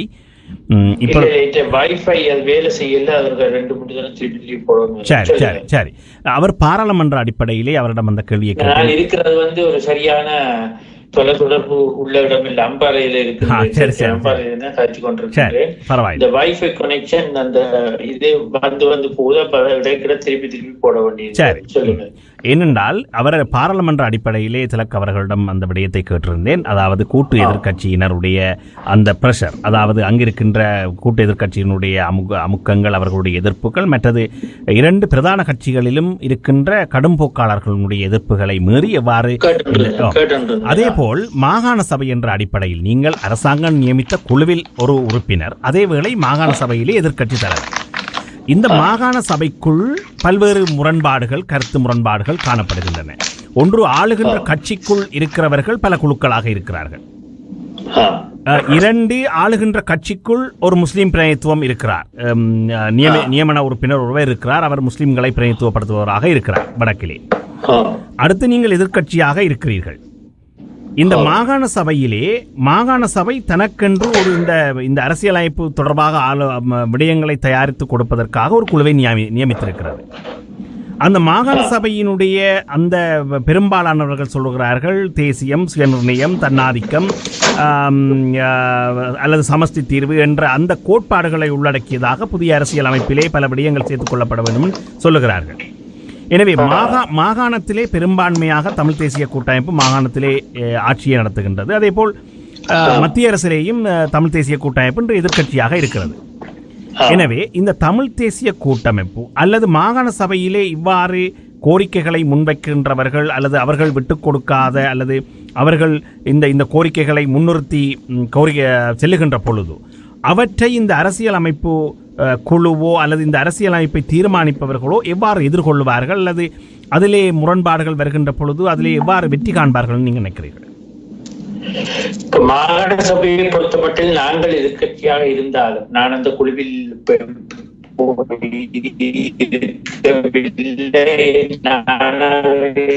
கேட்டுக்கொண்டு என்னை குழுவில் போட வேண்டாம் என்று. ஏனென்றால் நான் இங்கே இந்த அரசினால் அமைக்கப்பட்ட குழுவில் இருப்பதனால் நான் எங்கள் கட்சி சார்பில் இன்னொரு கட்சி பிரதிநிதித்துவப்படுத்தும் இன்னொரு உறுப்பினர் இருக்கின்றார்.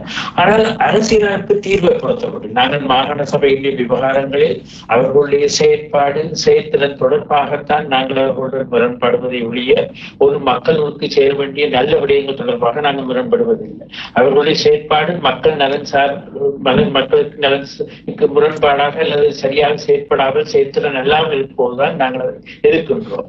ஆனால் இந்த அரசியலமைப்பு மாற்றத்தை பொறுத்த மட்டும் நான் நினைக்கவில்லை எங்களுக்கு பெருசையாக பிரச்சனை இருக்கும் என்று. ஏனென்றால் நவமக்களுடைய பிரச்சனையை பொறுத்த மட்டும் இப்போ உங்களுக்கு தெரியும், மஹிந்த அரசு காலத்திலே ஒரு பேச்சுவார்த்தை நிமாண்டி ஸ்ரீபால தலைமையில் TNA-உடன் ஒரு பேச்சுவார்த்தை நடைபெற்றது.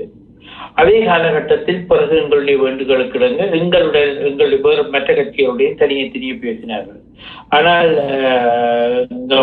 அந்த நேரம் ஒரு அமைச்சர் நிமாண்டி ஸ்ரீபால பிறகு மந்திரி சபையில் கூறியிருக்கிறார்கள் தமிழ் சக்திகள் எல்லாம் உண்டத்தான் சொல்லினேன். என்னத்துக்கு நாங்கள் சொல்லுகின்றேன் என்றால் மக்களுடைய தீர்வை பொறுத்த மட்டில் நாங்கள் வேறு பாசைகளில் சொல்லலாம், வேறு வாட்டுப்பிரிவுகளில் சொல்லலாம். மக்களுடைய தீர்வை பொறுத்த மட்டில் தமிழ் மக்கள் பிரதிநிதித்துவப்படுத்தும் கட்சிகளுக்குரிய பாரிய முரண்பாடுகள் இல்லை, கேட்கக்கூடிய முரண்பாடுகள் தான் இருக்கின்றது. முரண்பாடுகள் இல்லை என்று நான் சொல்ல வரவில்லை. வித்தியாசமான கருத்துக்கள் இருக்கத்தான் செய்யும். அப்போதுதான் ஒரு விடயம் செழிப்படையும் செழுமையடையும். வித்தியாசமான கருத்துக்கள் கிடையாது. அதனால் அந்த முதலாவது விடயம், அதாவது மாகாண சபையை பொறுத்த மட்டில் நிச்சயமாக நாங்கள் ஒரு புத்தகத்துடைய ஒருமித்த விடயங்களே உங்களுக்கு தெரியும். இந்த மாகாண சபையினால் கொண்டு வரப்பட்ட 2 பிரேரணங்கள், ஒன்று இந்த ஐக்கிய நாடுகள் சபைக்கு, மற்றது இந்த இணை அறிப்பு சம்பந்தமான பிரேரணங்கள் கூட நாங்கள் ஒத்துழைச்சு தான் அவர்களிடம் வாக்களித்திருக்கிறோம். அதே போல இப்ப நீங்க கேட்ட 2வது கேள்வி, நாங்கள் மாகாண சபையால் கொடுக்கப்படுகின்ற விடயங்கள் அரசினால் ஏற்கப்படுமா உள்வாங்கப்படுமா, அதான் நீங்கள் கேட்டிருந்தீங்க. ஹலோ, ஆமாம், அதான் கேட்டிருந்தோம். அதை பொறுத்த மட்டும் நிச்சயமா அந்த உறவை வளர்த்து அதை நாங்கள் அதுக்கடுத்து நான் முதலே சொல்லியிருந்தேன். இப்ப இந்த விடயம் தனியா அரசுடன் நாங்கள் அரசு செய்ய என்று கேட்பதிலும் பார்க்க நாங்கள் சொல்லப்படுகின்ற விடயங்கள் எந்தெந்த இனங்களுடன் சம்பந்தப்பட்டதோ எந்தெந்த மக்களுடன் சம்பந்தப்பட்டோ அவர்களுடன் அந்த இன பிரதிநிதிகளுடன் நாங்கள் ஒரு புரிந்துணர்வை ஏற்படுத்தி விட்டுக் கொடுப்புகளை ஏற்படுத்தக்கூடிய ஒரு முன்னேற்பாடு நடவடிக்கையை நாங்கள் செய்வோமாக இருந்தால் வீடாக இப்ப மாகாண சபை ஊட நான் திருப்பி மாகாண சபையில சொல்லுகின்றதான், வீடாக தேவையில்லாமல் முரண்பாடுகளை ஏற்படுத்துகின்ற விதமாக எங்களுடைய நடவடிக்கைகள் அமையக்கூடாது.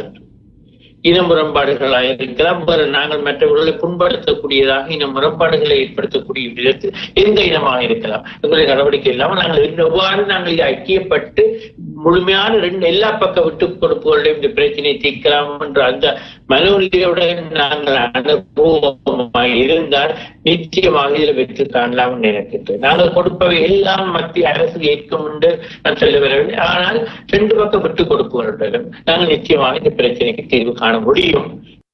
நீங்கள் சொல்வது சரி, மிகச்சரி. ஏனென்றால் இது போன்ற குழுக்களை அவர்களும் அமைத்திருக்க கூடும், இது போன்ற கலந்துரையாடல்கள் அவர்களும் செய்யவும் கூடும்.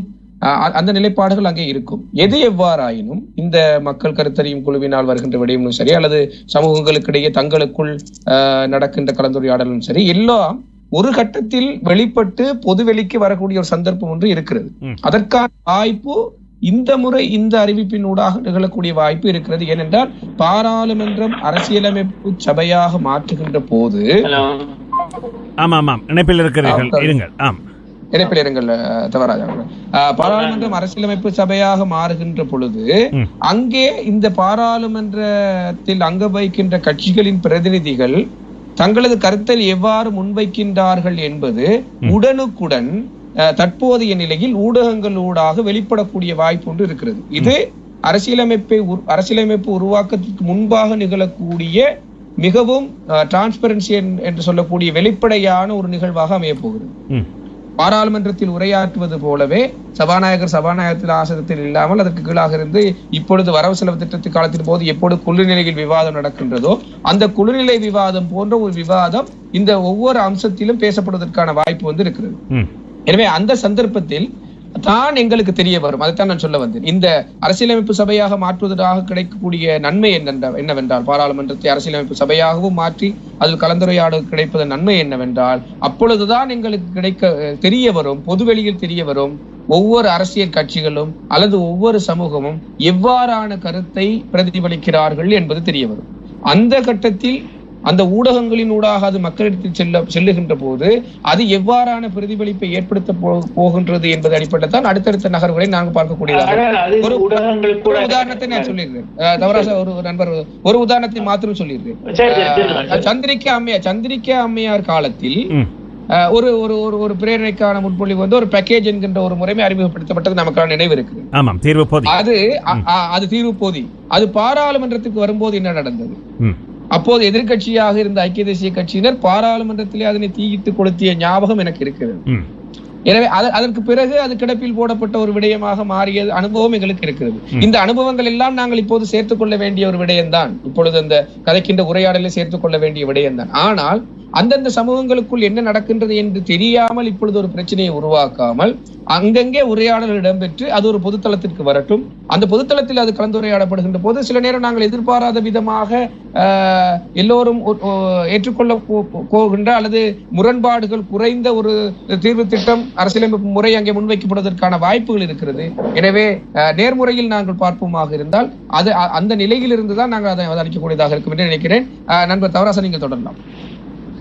இதுல நான் ஒரு கருத்து சொல்ல வேண்டாம். இந்த ப்ரோசஸ்ல இந்த நடைமுறையில அந்த வெளிப்பட தன்மை ஒன்று இருந்தால் நிச்சயமாக இப்ப இதுவரை நாங்கள் இப்போ தற்சமயம் 24, 25வது மாவட்டம் ரெண்டும் சமமா, ரத்னபுரையும் அம்பாறையும் சமமாக நடந்து கொண்டிருக்கின்றது. கடைசி மாவட்டங்கள் நடந்து கொண்டு இதுவரை நடந்த சகல மாவட்ட அமர்வுகளும் நேரடியாக பத்திரிகையாளர்கள் இல்லாட்டி ஊடகவியலாளர்கள் அதை ஒளிப்பதிவு செய்து ஒளிபரப்பிக் கொண்டிருக்கின்றார்கள். ஊடகங்கள் வெளிப்படுத்தி கொண்டிருக்கின்றன. எந்தவித பிரச்சனையும் இருக்கவில்லை. எத்தனையோ விதமான கருத்துக்கள். ஒரு கிளிநொச்சி கூட்டத்துல ஒரு சின்ன ஒரு பிள்ளையான ஊடகம் வந்தது. கிளிநொச்சி கூட்டத்துல ஒவ்வொரு கூட்டத்துக்கு ஒவ்வொரு தலைமை தாங்குவது. கிளிநொச்சி அமர்வுக்கு நான் தான் தலைமை தாங்கி இருந்தேன். அப்போது அங்கு தமிழ் ஈழம் வேணும் என்று கூறப்பட்டதாகவும் அதற்கு அந்த அமர்வில் இருந்தவர்கள் அதை ஏற்றுக்கொண்டதாகவும் ஒரு சிங்கள பத்திரிகையில போட்டிருந்தது. அதுவுமே பிள்ளையான கருத்து. அப்படி இருந்தும் ஒரு பெரிய விடயமாக ஒருத்தர் எடுத்ததாக எனக்கு தெரியவில்லை. ஏனென்றால் எங்க வெளிப்படைத்தன்மை இருக்கின்றதோ, எங்கு டிரான்ஸ்பரன்சி வெளிப்படைத்தன்மை இருக்கின்றதோ அங்கு மக்களுடைய ஆர்வம் நிச்சயமாக இதுதான் உண்மை என்பது விளங்கிக் கொள்கின்ற தன்மை இருக்கின்றது. அதனால் இப்ப ஒரு திலக்கவர்கள் கூட்டினது போல பாராளுமன்ற அமர்வு இந்த குழுவாக தெரிவு குழுவோ இல்லாட்டி அரசியலமைப்பு சபையோ எதுவாக இருந்தாலும் அந்த அமர்வில் அது அங்கு ஒரு வெளிப்படைத்தன்மை இருக்கும் போது நிச்சயமாக மக்கள் மக்கள் நிச்சயமாக ஏற்றுக்கொள்வார்கள் என்ற நம்பிக்கை எனக்கு இருந்தது.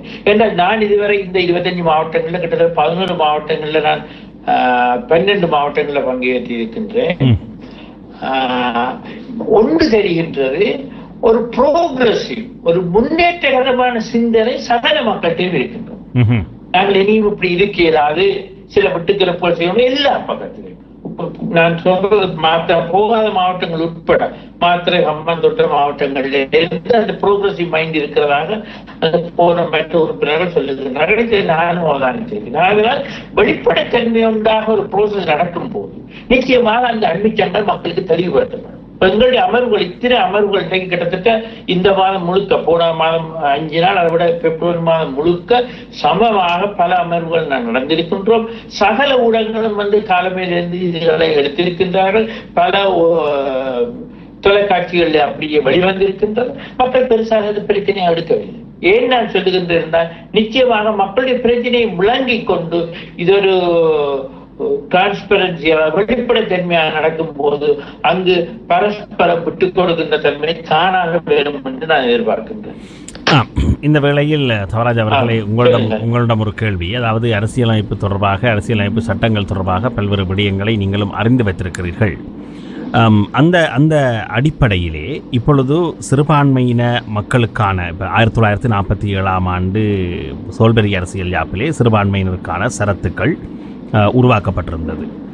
29வது சரத்து, ஆமாம், செனட் சபை கொண்டு வரப்பட்டிருந்தது, ஆளுநர் சபை என்று இருந்தது.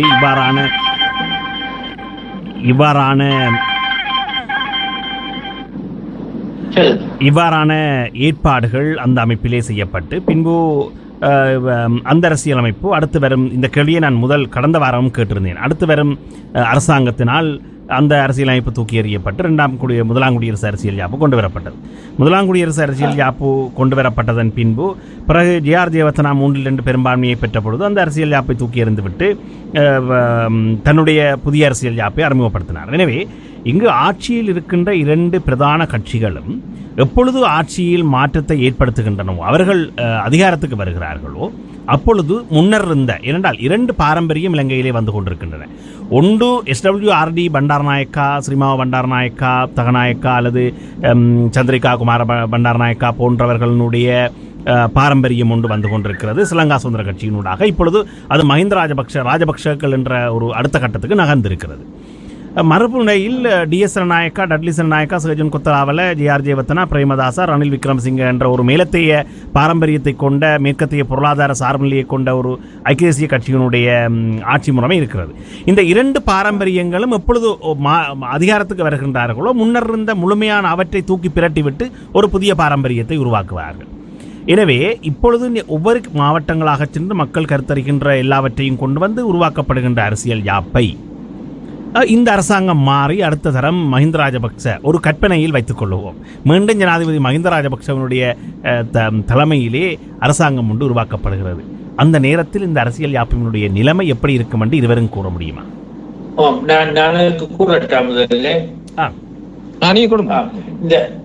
என்னென்றால் நான் ஏற்கனவே சொல்லியிருந்தேன், எல்லா இடமும் ஒரு சில பொதுப்படையான கருத்துக்கள் வந்து கொண்டிருக்கின்றன.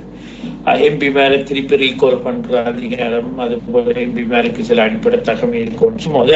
அதே போல இந்த எல்லா இடமும் வந்திருக்கின்ற ஒரு பொதுப்படையான அபிப்பிராயம் இந்த அமைக்கப்படுற அரசியலமைப்பு ஸ்திரமானதாக நீண்ட காலம், அதனுடைய அடிப்படை தன்மைகள், அதாவது ஃபண்டமெண்டல் பிரின்சிபிள்ஸ் எல்லாம் அல்ல, அதனுடைய முக்கிய விடயங்கள் மாற்ற முடியாததாக அமைய வேண்டும் என்ற ஒரு அபிலாசை சகலரிடங்களால காணக்கூடியதாக இருக்கின்றது.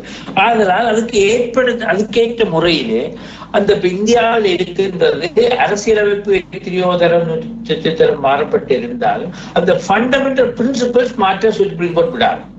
அடிப்படை தன்மைகள், அந்த அரசியலமைப்பு உருவாக்கினவர்களின் அடிப்படை கொள்கைகள் அல்லது ஃபண்டமெண்டல் பிரின்சிபிள்ஸ் மாற்றுவதற்கு இன்றைக்கும் சுப்ரீம் கோர்ட் இந்தியாவில் இடம்பெற்றதில்லை. அதே போல நாங்களும் ஒரு அடிப்படை ஃபண்டமெண்டல் பிரின்சிபிள்ஸாக, அடிப்படை விடயங்களாக அரசியலமைப்பிலே சில விடயங்களை ஏற்படுத்தி அவை என்றும் மாற்றப்பட முடியாதவர்களாக ஒரு அரசியலமைப்பை கொண்டு வருவோமாக இருந்தால் இந்தியாவில் இருப்பது போல நிச்சயமாக அரசியலமைப்பு மாற்றப்பட வேண்டும் என்றால் சமுதாயம் வளரும் போது, உலக மாற்றங்கள் எத்தனையோ, உலக வளர்ச்சிகள் ஏற்படும் போது அரசியலமைப்பு முற்றாக மாற்றப்படுத்த வேண்டிய, அரசியலமைப்பில் திருத்தங்கள் ஏற்படுத்த வேண்டிய தேவைகள் இருக்கும்.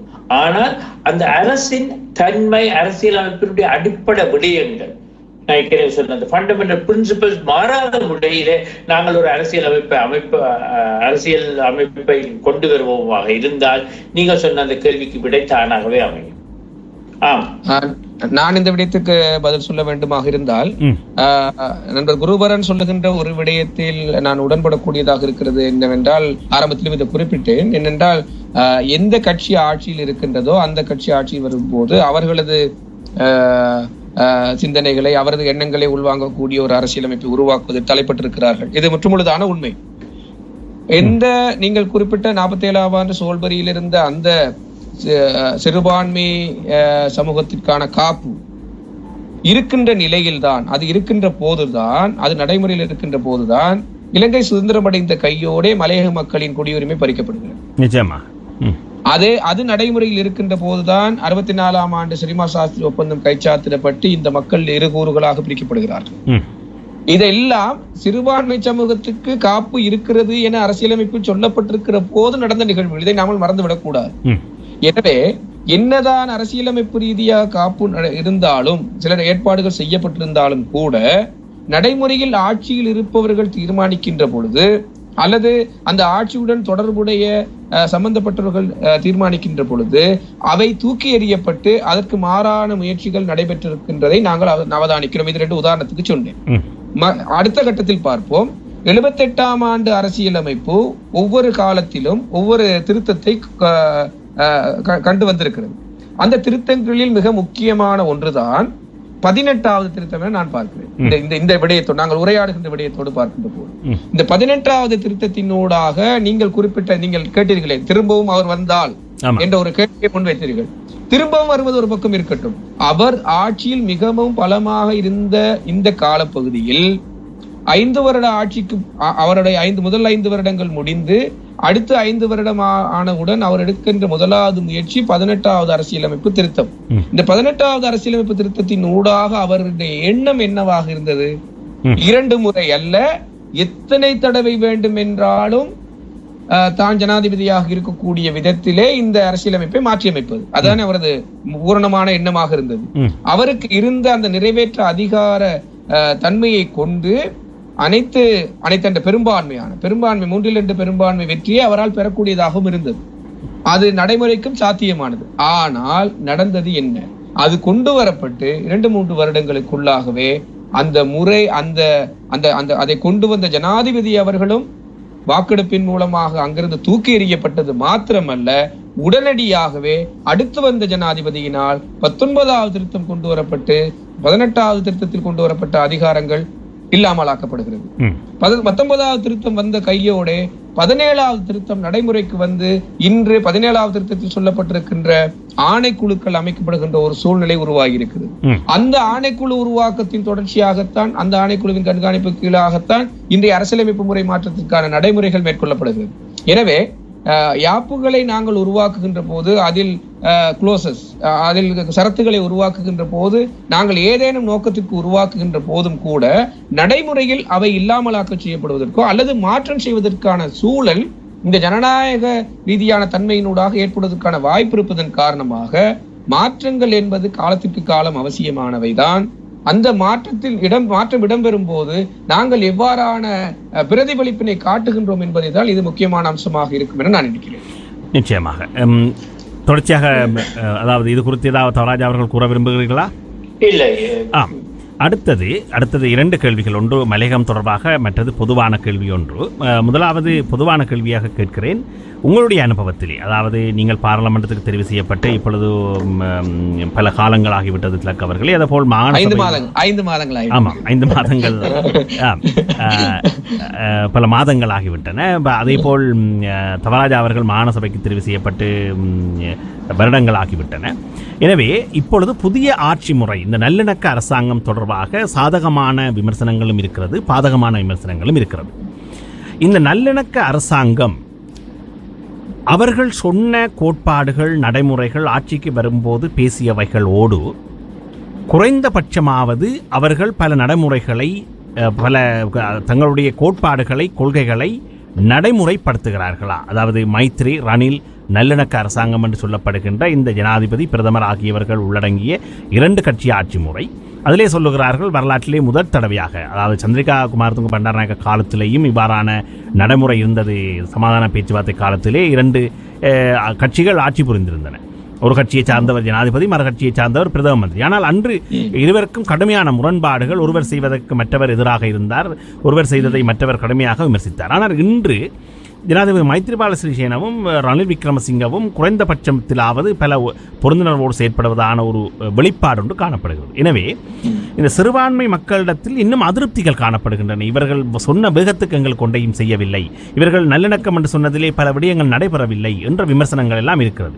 உங்களுடைய பார்வையில் இந்த நீங்கள் தவராஜா அவர்கள் 11 மாவட்டங்களுக்கு சென்று விட்டீர்கள், மக்களுடைய கருத்துக்களை அறிந்து விட்டீர்கள். திலக் அவர்களும் பல்வேறு மக்கள் தொடர்புகளை பேணி பலரை சந்தித்து வருகிறீர்கள். உங்களுடைய அபிப்பிராயம் என்ன இந்த அரசாங்கத்தினுடைய புதிய செயற்பாடுகள் குறித்து? மலையக நிலையில் என்று பார்க்கின்ற பொழுது ஒரு முன்னேற்றகரமான மாற்றம் தெரிவிப்பதாக மக்கள் உணர்ந்திருப்பதை நான் அறிகிறேன். அது ஒரு பக்கத்தில், அது அபிவிருத்தி சார்ந்த நடவடிக்கைகளை நாங்கள் முன்னெடுத்து வருகின்ற ஒரு பக்கமும், பாராளுமன்றத்தில் மலையகத்தின் குரல் ஒலிக்க தொடங்கி இருப்பதன் இன்னொரு பக்கமும் மக்களிடத்தில் இந்த மாற்றம் ஒரு வித்தியாசத்தோடு பார்க்கப்படுகிறது, உணரப்படுவதை நாங்கள் அவதானிக்கிறோம். ஒரு வகையில் மலையக மக்களின் அன்றாட வாழ்க்கை நிலை மிகவும் தாழ்ந்த மட்டத்தில், பொதுவாக அல்ல, தோட்ட தொழிலாளர்கள் மட்டத்தில், அதை தாண்டிய ஒரு சமூகம் வளர்ந்திருக்கிறது என்பது இன்னொரு பக்கமாக ஆராய வேண்டிய விடயம். பொதுவாக பெரும்பான்மையானதாக இருக்கக்கூடிய தோட்ட தொழிலாளர்களின் வாழ்க்கை நிலை மிக மோசமாக இருக்கின்ற போது அவர்களை பிரதிநிதித்துவப்படுகின்ற அரசியல் என்பது ஒரு டாம்பீகத்தன்மையோட காட்டப்பட்ட நிலைமைதான் கடந்த காலங்களில் இருந்தது. எங்களை பொறுத்தவரை, குறிப்பாக என்னை பொறுத்தவரை, நான் இதை எளிமைப்படுத்த வேண்டும் என்பதை ஒரு கொள்கையாக கொண்டு மக்களிடத்தில் சரளமாக சென்று பேசி, மக்களிடத்தில் பல்வேறு தரப்பில் கூடிய கூட்டங்களில் கலந்து கொண்டு, அவர்களிடத்தில் மரத்தடியில் என்று கூட கலந்து கொண்டு செல்வதற்கு கூட நாங்கள் தயாராக இருக்கின்ற நிலையிலே ஒரு மாற்றம் உணரப்பட்டவர்களாக அவர்கள் இருக்கின்றார்கள். அது பொதுவாக ஏற்பட்டிருக்கக்கூடிய பண்பாக நான் பார்க்கிறேன். இப்பொழுது உங்களது பிரதான கேள்வி, இந்த நல்லாட்சி அரசாங்கம் உண்மையில நல்லாட்சியை கொண்டு நடத்துகிறதா, எல்லா பிரச்சனையும் தீர்க்கிறதா என்ன? அதில் ஒரு விஷயத்தை மீளவும் ஞாபகப்படுத்த வேண்டும். இதன் முதல் கேள்வியிலே நான் சொன்ன விடயத்தை, இந்த நல்லாட்சி அரசாங்கம் முன்னெடுத்ததாக சொல்லி இருக்கிற விஷயங்களில் சில விடயங்கள் மக்களால் நேரடியாக உணரப்பட முடியாதவை. அவைதான் இந்த 17வது அரசியலமைப்பு சீர்திருத்த நடைமுறைக்கு கொண்டு வந்தது. அந்த ஆணைக்குழுக்களை அமைத்திருப்பது என்பது மிக நீண்ட காலமாக கிடப்பில் போடப்பட்டிருந்த ஒரு விடயம். அது இதோட நடைமுறைக்கு கொண்டு வரப்பட்டிருப்பது ஒரு முன்னேற்றகரமான தன்மையாக இருந்த போதும் கூட, ஆனால் இதை மக்கள் உணரக்கூடிய நிலைமையில் இருக்கவில்லை. மக்கள் உணரக்கூடிய நிலைமையில் இருக்க வேண்டிய விடயங்கள் என்றால், பொருட்களின் விலைகள் குறைக்கப்பட வேண்டும், சம்பளம் அதிகரிக்கப்பட வேண்டும், வேலை வாய்ப்புகள் உருவாக்கப்பட வேண்டும். இதுதான் மக்களால் உணர்ந்து, குறிப்பாக அதையும் தாண்டி சொன்னால் இந்த சிறை கைதிகள் விடுவிக்கப்பட வேண்டும். இது போன்ற உணர்வுடன் சம்பந்தப்பட்ட பல்வேறு விடயங்களும், பொருளாதார வாழ்வாதார நிலை நின்ற பல்வேறு சம்பவங்களும் இடம்பெற்ற வேண்டும். என்னை பொறுத்த வரைக்கும் அந்த பக்கத்தில் நின்று பார்க்கின்ற பொழுது மக்களிடத்தில் பூரணகரமான திருப்தி இல்லை என்பதை நானும் ஒத்துக்கொள்கிறேன். அதற்கான காரணம் அல்லது அதற்கான நடைமுறைகள் இங்கே வராததுக்கான சூழ்நிலையாக எதை நாங்கள் பார்க்கலாம் என்றால், ஜனாதிபதி தேர்தலின் ஊடாக நாங்கள் எதிர்பார்த்தது, ஒட்டுமொத்தமாக பெரும்பான்மை சிங்கள சமூகமாக இருக்கட்டும் அல்லது ஒட்டுமொத்த தமிழ் முஸ்லிம் சமூகமாக இருக்கட்டும், நாங்கள் எதிர்பார்த்தது மஹிந்த ராஜபக்ச அவர்களை அந்த அதிகார பீடத்தில் இருந்து இறக்கி அதற்கு பதிலாக ஒருவரை நாங்கள் கொண்டு வர வேண்டும் என்கின்ற ஒரு நிலைப்பாடுதான் பொதுவாக எழுந்தது. அந்த எழுச்சியின் விளைவாகத்தான் மைத்ரிபால சிறிசேனா ஜனாதிபதி அவர்கள் அந்த இடத்திற்கு வந்து வெற்றி பெறுகிறார், அவர் ஜனாதிபதி ஆகிறார். எனவே மக்களின் எதிர்பார்ப்பு என்பது இந்த இருக்கின்ற ஜனாதிபதியின் அதிகாரத்தை மாற்றி அவரை அந்த இடத்தில் இருந்து அகற்றி வேறு ஒருவரை கொண்டு வர வேண்டும் என்பதுதான் எங்களது எதிர்பார்ப்பு. ஆனால் அந்த இடத்திற்கு வந்த வேட்பாளராக வந்தவருக்கு இந்த எதிர்பார்ப்பின் தாண்டிய இன்னொரு சுமை இருந்தது. அது மக்கள் உணராத இன்னொரு பக்கம், அல்லது மக்கள் அறிந்தாத, மக்கள் எதிர்பார்ப்புக்கு இல்லாத இன்னொரு பக்கம். அந்த பக்கம் என்னவென்று சொன்னால், அவர் நாட்டுக்கு ஜனாதிபதியாக வரவும் வேண்டும், அதே மஹிந்த ராஜபக்ச அவர்கள் வகித்த ஸ்ரீலங்கா சுதந்திர கட்சியின் தலைவராகவும் வர வேண்டும் என்பது அவர்களின் நிகழ்ச்சி நிரல் என்பது மக்கள் உணராத ஒரு பக்கமாக நான் பார்க்கிறேன். எனவே ஜனாதிபதியாக தெரிவு செய்யப்பட்ட பின்னர் எங்களுடைய நிலைமை, மக்கள் பக்கத்தில் இருந்து சொல்கிறேன், மக்களிருந்த நிலைமை, நாங்கள் ஜனாதிபதியை மாற்றிவிட்டோம், இனி எல்லாம் நடைபெறப் போகிறது, அவரிடம் நடந்த குறைகள் நிவர்த்தி செய்யப்பட்டு நடைபெறப் போகிறது என்கிற நிலை மாத்திரம்தான் பொதுவாக எதிர்பார்க்கப்பட்ட ஒரு விடயமாக இருக்க, ஜனாதிபதி மைத்ரிபால சிறிசேனா அவர்களுக்கு இருந்த நிலைப்பாடு நாட்டின் ஜனாதிபதியாகவும் செயற்பட வேண்டும், அதே நேரத்தில் தான் எந்த கட்சியிலிருந்து வந்தாரோ அந்த கட்சியை அந்த ஸ்ரீலங்கா சுதந்திர கட்சியை பாதுகாக்க வேண்டிய ஒரு பொறுப்பும் இருந்தது. அதன் பின்னணியில் அவரை வேட்பாளராக்கி ஸ்ரீலங்கா சுதந்திர கட்சியும் தன்னகத்தை கொண்டு வருவதற்கு அவருக்கு பின்னால் இருந்து உதவி செய்த முன்னாள் ஜனாதிபதி சந்திரிகா அம்மையாரின் நிலைப்பாடும் கூட அதுதான். எனவே அந்த தேவையும் நிறைவேற்ற வேண்டிய பொறுப்பு இவருக்கு வந்ததன் காரணமாக ஜனாதிபதி என்கின்ற பதவிக்கு மேலாக ஸ்ரீலங்கா சுதந்திர கட்சி என்கின்ற தனது கட்சியையும் சமநிலைப்படுத்தி செல்ல வேண்டிய ஒரு நிலைக்குள் தான் இப்பொழுது கையெழுத்தல் போட்டி நடைபெற்றுக் கொண்டிருக்கிறது. அங்கே 2 குழுக்கள் இணைந்து கொண்டு ஒரு பக்கம் ஆளும் அரசாங்கத்துக்கு ஆதரவு தெரிவிக்கிற ஒரு குழுவும், அதே அரசாங்கத்துக்கு முற்றுமுழுதாக எதிராக நிற்கின்ற ஒரு குழுவையும் சமாளித்து செல்ல வேண்டிய ஒரு கட்சியின் தலைவராகவும் செயற்பட்டு கொண்டு இந்த நிலையை முன்னெடுத்து செல்லுகின்ற போது நீங்கள் சொல்லுகிற மாதிரி முற்றுமுழுதாக அந்த நல்லாட்சி வந்து விட்டதா, மக்கள் எதிர்பார்த்த எல்லா மாற்றங்களும் வந்து விட்டதா என்கின்ற கேள்வியை மக்களிடத்தில் ஏற்படுத்தி இருக்கிறது. நான் திரும்பவும் அழுத்தமாக சொல்லுவேன், மக்கள் உணரக்கூடிய சில மாற்றங்கள் வராத போதும் கூட 19வது திருத்தத்தின் ஊடாக ஜனாதிபதியின் அதிகாரங்கள் குறைக்கப்பட்டதும் 17வது அரசியலமைப்பு சீர்திருத்தம் நடைமுறைக்கு வந்ததும் மிக முக்கியமான மாற்றமாக நான் பார்க்கிறேன். தவராஜ் அவர்களே, உங்கள் பக்கம் இது தொடர்பாக நான் இந்த அரசியலமைப்பு மாற்றத்தின் மக்கள் அபிப்பிராயம் பெரும் குழுவின் அங்கத்தவர் என்ற முறையில் இல்லாமல் ஒரு அரசியல்வாதியாக நான் மறுமொழி சொல்ல விரும்புகின்றேன்.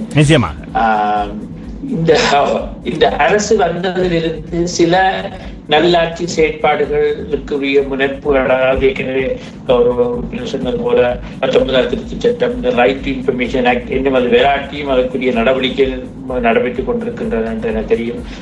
அது பல நல்லாட்சிக்குரிய அல்லது விடயங்கள் அதற்குரிய முன்னெடுப்புகள் செய்திருந்தாலும் தமிழ் மக்களை பொறுத்த மட்டில் அவர்களுடைய அங்கலாய்ப்பு, அவர்களுடைய எதிர்பார்ப்பு கணிசமாக நடைபெறவில்லை என்பதுதான் அவர்களுடைய அபிப்பிராயம். நான் பல தமிழ் மக்களை அரசியல்வாதிகள் என்ற முறையின் எங்களுடைய மக்களை சந்திக்கும் போது, குறிப்பாக இங்க உங்களுக்கு தெரியும், உங்களுக்கு தெரிஞ்ச ஊடகவியலாளர் கூட சம்பந்தமாக துரிதமாக அந்த நடவடிக்கை நடைபெற்று பலர் கைது செய்யப்பட்டிருக்கின்றார்கள். இன்னும் விசாரணைகள் சொல்லப்பட்டு நடைபெற்றுக் கொண்டிருக்கின்றன. ஆனால் அதே போல நூற்றுக்கணக்காக காணாமல் போனது தொடர்பாக எந்தவித ஆக்கபூர்வமான துரிதமான நடவடிக்கைகளும் இன்னும் நடைபெறவில்லை.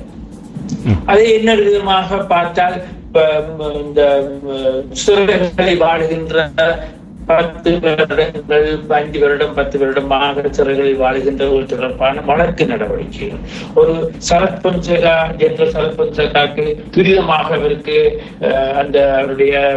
அவருக்கு மன்னிப்பு வழங்கி செய்யலுமாயிருந்தால், ஏன் முன்ன நாள் பிரதம நீதியரசர் ஷிராணி பண்டாரநாயக்காவுக்கு அட்டர்னி ஜெனரல் டிபார்ட்மெண்ட் அண்மையில கோர்ட்ல சொல்லி இருக்கு, அவருக்கு எதிரான வழக்குகளை தாங்கள் வாபஸ் பெறுவதாக. அந்த அடிப்படையில் அந்த வழக்கு முற்றுப்பட்டு இருக்கின்றது. இவ்வாறாக வருடக்கணக்காக இருக்கின்ற இந்த சிறைகளில் வாடுகின்றவர்கள் தொடர்பான விடயங்கள், அதே போல ராணுவம் அல்லது முப்படைகளினால் இன்றைக்கும் பொதுமக்களுடைய காணிகள் தங்கள் வசப்படுத்தி வைக்கப்பட்டிருக்கின்ற காணிகள். நான் நீங்கள் சொன்ன இந்த வடக்கு கிழக்கு மாகாணங்கள்ல போகும்போது நேரடியாக அவற்றை பார்க்கக்கூடிய இன்று கூட அம்பாறையில் பல இடங்களில் நாம் பார்க்கக்கூடிய இருக்கின்ற இன்னும் பொதுமக்கள் காணிகள் எவ்வாறு அவர்களுடைய வசம் இருக்கின்றது, இதுகள் தொடர்பாக துரிதமான நடவடிக்கை இன்னும் விடுபடவில்லை. அதே போல ஐக்கிய நாடுகள் சபையினுடைய ஹியூமன் ரைட்ஸ் கமிஷன் அந்த பரிந்துரைகளை செயல்படுவதில் கூட துரிதமான நடவடிக்கைகள் எடுக்கின்றார்கள், துரிதமாக நடவடிக்கை எடுக்கவில்லை. அதெல்லாம் ஒட்டுமொத்தமாக தமிழ் மக்களின் ஒட்டுமொத்தமாக நாட்டினுடைய நல்லாட்சி தன்மையிலே சில முனைப்புகள் ஈடுபட்டு செயல்பட்டுக் கொண்டிருக்கின்றது. அதே வகையிலே தமிழ் மக்களுடைய எதிர்பார்ப்புகளாக ஒட்டுமுழுதாக பெரும்பான்மையாக இந்த அரசாங்கத்துக்கு வாக்களித்தார்கள். ஜனாதிபதி தேர்தலாக இருக்கலாம், தேர்தலாக இருக்கலாம். அப்ப அவர்களுடைய அந்த எதிர்பார்ப்பை இன்னும் பூர்த்தி செய்யவில்லை என்று சொல்ல வேண்டும்.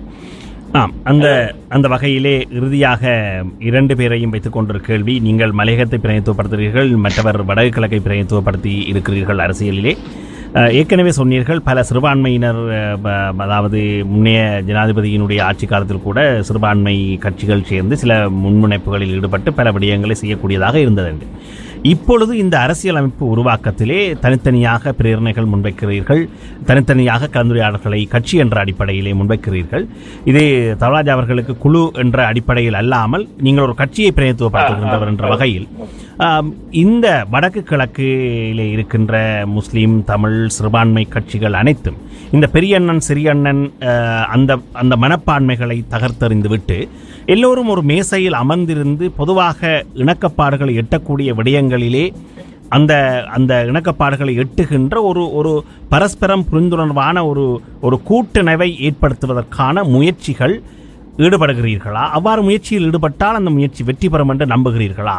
வடக்கிலே தமிழ் தேசிய கூட்டமைப்பு இருக்கிறது, ஏனைய சிறு கட்சிகள் இருக்கின்றன. அதேபோல் மலையகத்திலே இப்பொழுது ஒரு காலத்திலே இலங்கை தொழிலாளர் காங்கிரஸ் என்ற நிலைமைக்கு இப்பொழுது மாற்றீடாக தமிழ் மக்கள் முற்போக்கு முன்னணி என்ற அமைப்பினூடாக ஒரு புதிய எழுச்சி ஒன்று ஏற்பட்டிருக்கின்றது. எனவே அது கூட கடந்த காலங்களிலே திலக் அவர்களே, என்னுடைய விமர்சனம் எப்படியாக இருந்ததுன்னு சொன்னால், நான் மலையகத்திலே பல ஆண்டுகள் அங்கு இருந்திருக்கிறேன், வாழ்ந்திருக்கிறேன். அந்த மலைய கட்சிகளிலிருந்து கிளர்ச்சி செய்து புரட்சி செய்து புறப்படுகிறவர்கள் மீண்டும் அதே அந்த கட்சிகள் எந்த கட்சியிலிருந்து வந்தார்களோ அந்த தலைமைத்துவங்கள் விட்ட அதே தவறுகளை மீண்டும் இவர்கள் தங்களுடைய கட்சிகளிலே விடுகின்ற அல்லது அந்த பாணியை பின்பற்றுகின்ற ஒரு போக்கை காணக்கூடியதாக இருந்தது.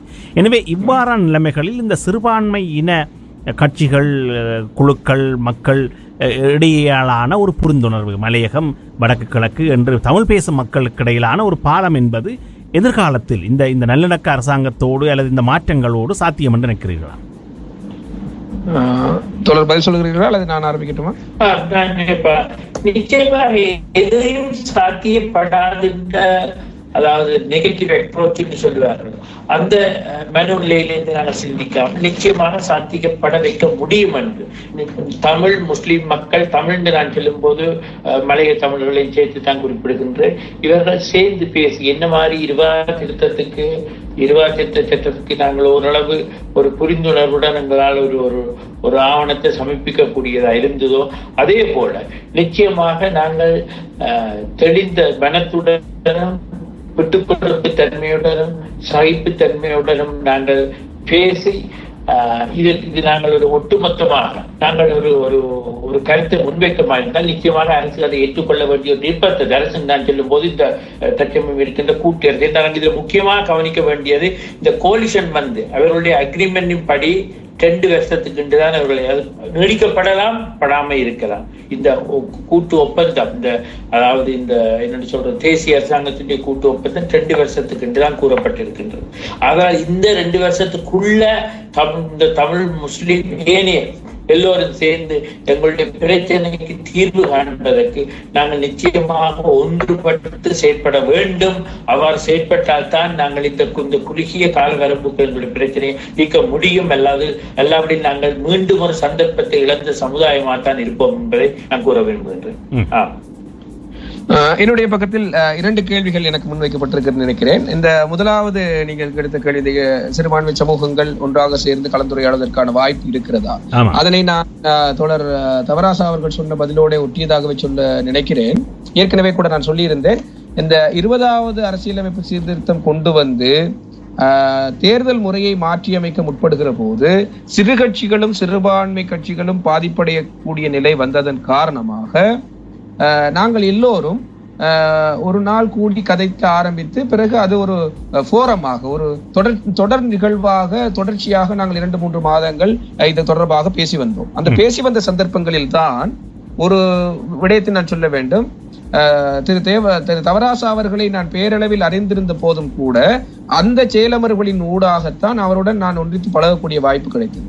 அது போன்ற முஸ்லிம் கட்சிகளும் கூட என்னால் அந்த காலப்பகுதியில் நான் ஒரு எம்பி கூட அல்ல, நான் ஒரு கட்சியின் செயலாளராக அந்த கூட்டங்களில் கலந்து கொண்டிருந்தேன்.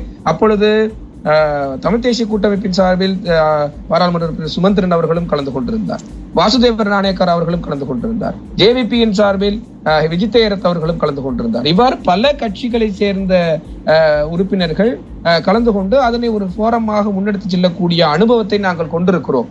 இந்த அடிப்படையில் அந்த ஒன்று சேர்தலின் ஊடாக நாங்கள் கலந்தாலோசித்த விடயங்களும் அவ்வப்போது அந்த கூட்டங்கள் நடந்து அன்று மாலையோ அல்லது அடுத்த நாளோ உடனடியாக அரசாங்கத்துடன் தொடர்பு கொண்டு அந்த அழுத்தத்தை தெரிவித்ததன் ஊடாகத்தான் உடனடியாக அமலுக்கு வரவிருந்த 20வது அரசியலமைப்பு திருத்தத்தை தள்ளி போடக்கூடிய தன்மை எங்களுக்கு கிடைத்தது. அந்த அனுபவம் எங்களுக்கு கிடைத்தது. எனவே அதே அனுபவத்தை இப்பொழுது இந்த அரசியலமைப்பு முறை மாற்றத்திற்காகவும் நாங்கள் கடைபிடிப்பதற்கான சூழல் மிக இலகுவாக அமைந்துவிடும். ஏனென்றால் ஏற்கனவே கூடி பேசிய அனுபவம் எங்களுக்கு இருக்கிறது. அதில் பாராளுமன்றத்தில் அங்கம் வைக்கும் சிறு கட்சிகள், சிறுபான்மை கட்சிகள் மாத்திரமல்ல, பாராளுமன்றத்திலோ மாகாண சபையிலோ அங்கம் வைக்காத சிறு கட்சிகள், சிறுபான்மை கட்சிகள் கூட கலந்து கொண்டு அந்த கலந்துரையாடலில் பங்கு கொண்ட அனுபவம் இருக்கிறது. எனவே இப்பொழுது நாங்கள் ஆரம்பிக்க வேண்டிய ஒரு கட்டம் மீண்டும் அந்த குழுமத்தை அழைப்பதுதான். ஒருத்தர் அழைப்பாளராக வருகின்ற பொழுது அவர்களை ஒன்றிணைத்து இந்த அரசியலமைப்பு முறை மாற்றம் சம்பந்தமான ஒரு கலந்துரையாடலுக்கு நாங்கள் செல்லலாம். எனவே அந்த இலங்கையை பொறுத்தவரையும் தற்போது அதற்கான சூழல் ஏற்பட்டிருக்கிறது என்று நான் சொல்லி வைக்கிறேன். இரண்டாவது பக்கம், அந்த உங்கள் கேள்வியின் இரண்டாவது பக்கம், மலையக அரசியல் தொடர்பாக உங்களுக்கு இருக்கக்கூடிய விமர்சனம். நானும் இதே விமர்சனத்தோடு அரசியல் செயற்பாடுகளில் இறங்கியவன் தான். கிட்டத்தட்ட இன்று நான் பாராளுமன்ற உறுப்பினராக உங்கள் முன் தெரிந்தாலும் கூட கடந்த 15 வருட காலமாக அரசியல் செயற்பாட்டில் இருந்துதான் இந்த கட்டத்தை என்னால் அடையக்கூடியதாக இருந்திருக்கிறது. இதன் ஊடாக நான் பெற்றுக்கொண்ட அனுபவங்களில் ஒன்று உலக அரசியல் வரலாறு என்று கூட சொல்லலாம். உலக அரசியல் வரலாற்றை எடுத்துக்கொண்டு பார்த்தாலும் கூட ஒரு அரசியல் கட்சிக்கு பின்னால் தொழிற்சங்க கட்டமைப்பு இருக்கும். அது பொதுவாக நாங்கள் அவதானித்திருக்கிற ஒரு விடயம். ஒரு அரசியல் கட்சி இருக்கும், அந்த அரசியல் கட்சிக்கு பின்னால் ஒரு தொழிற்சங்க கட்டமைப்பு ஒன்று இருக்கும். தொழிலாளர் எல்லாருக்கும், எல்லா அரசியல் கட்சிக்கும் என்றல்ல, பெரும்பாலான அரசியல் கட்சிகளுக்கு இருக்கும் என தொழிலாளர்களை உள்வாங்கியதாக, தொழிற்சங்கங்களை உள்ளடங்கியதாக இருக்கும்.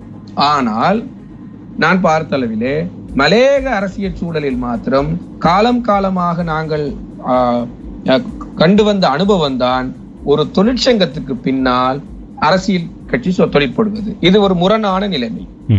ஏனென்றால் இங்கே உள்ள பெரும்பான்மை மக்கள் தொழிலாளர் சமூகமாக இருக்கின்ற பொழுது அவர்கள் காலம் காலமாக நூற்றாண்டுக்கு மேலாக கட்டமைத்து வைத்திருக்கின்ற அந்த தொழிற்சங்க கட்டமைப்பில் இருந்துதான் அரசியலை ஆரம்பிக்க வேண்டிய ஒரு சூழ்நிலையில் இந்த பிணைப்போடு தான் நாங்கள் அரசியல் வேலை திட்டங்களை முன்னெடுத்து செல்லக்கூடிய வேண்டிய நிலைமை அங்கே காணப்படுகிறது. இன்றும் கூட அந்த நிலைமை முற்றுமுழுதாக மாறிவிடவில்லை என்கின்ற நிலையில்தான் தொழிற்சங்கம் அல்லாத நிலையிலிருந்து அரசியலை முன்னெடுப்போம் என என்னை போன்றவர்கள் ஆரம்பித்தும் கூட அதனை இந்த ஒரு கட்டத்திற்கு கொண்டு வர முடியாத சூழ்நிலையில் ஏதோ ஒரு தொழிற்சங்கங்களின் ஊடாகத்தான் இதனை செயல்படுத்த வேண்டும் என்கின்ற நிலையையும் உணர்ந்தவர்களாகத்தான் தொழிலாளர் தேசிய சங்கம் என்கின்ற ஒரு 50 வருட கால வரலாற்றை கொண்ட தொழிற்சங்கத்தின் ஒரு உறுப்பினராக நானும் இணைந்து கொண்டு தொழிற்சங்கத்தையும் தொழிற்சங்கம் அல்லாத குழுமத்தையும் இணைத்த ஒரு அரசியல் பயணத்தை இப்பொழுது ஆரம்பித்திருக்கிறோம்.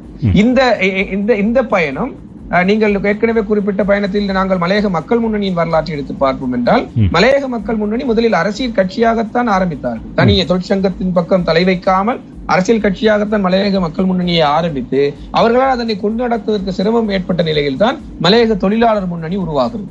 இன்றும் கூட மலையக தொழிலாளர் முன்னணியின் அந்த பின்புலத்தோடு தான் மலையக மக்கள் முன்னணி இயங்குகின்ற ஒரு நிலைமை காணப்படுகிறது. அதே போல நான் அங்கு வைக்கும் தொழிலாளர் தேசிய முன்னணி பொதுச் செயலாளராக இருந்தாலும் கூட தொழிலாளர் தேசிய சங்கத்தின் பிரதி பொதுச் செயலாளர் என்கின்ற அத்திவாரம் தான் எனக்கு அடுத்த கட்டத்தை வழங்குகிறது. எனவே இந்த முரண்நிலை நின்ற அரசியல் நிலையிலிருந்து பார்க்கின்ற பொழுது மலையகத்திற்குள் ஒரு அரசியல் பண்பாட்டு மாற்றம் ஏற்பட வேண்டிய தேவை இருக்கிறது.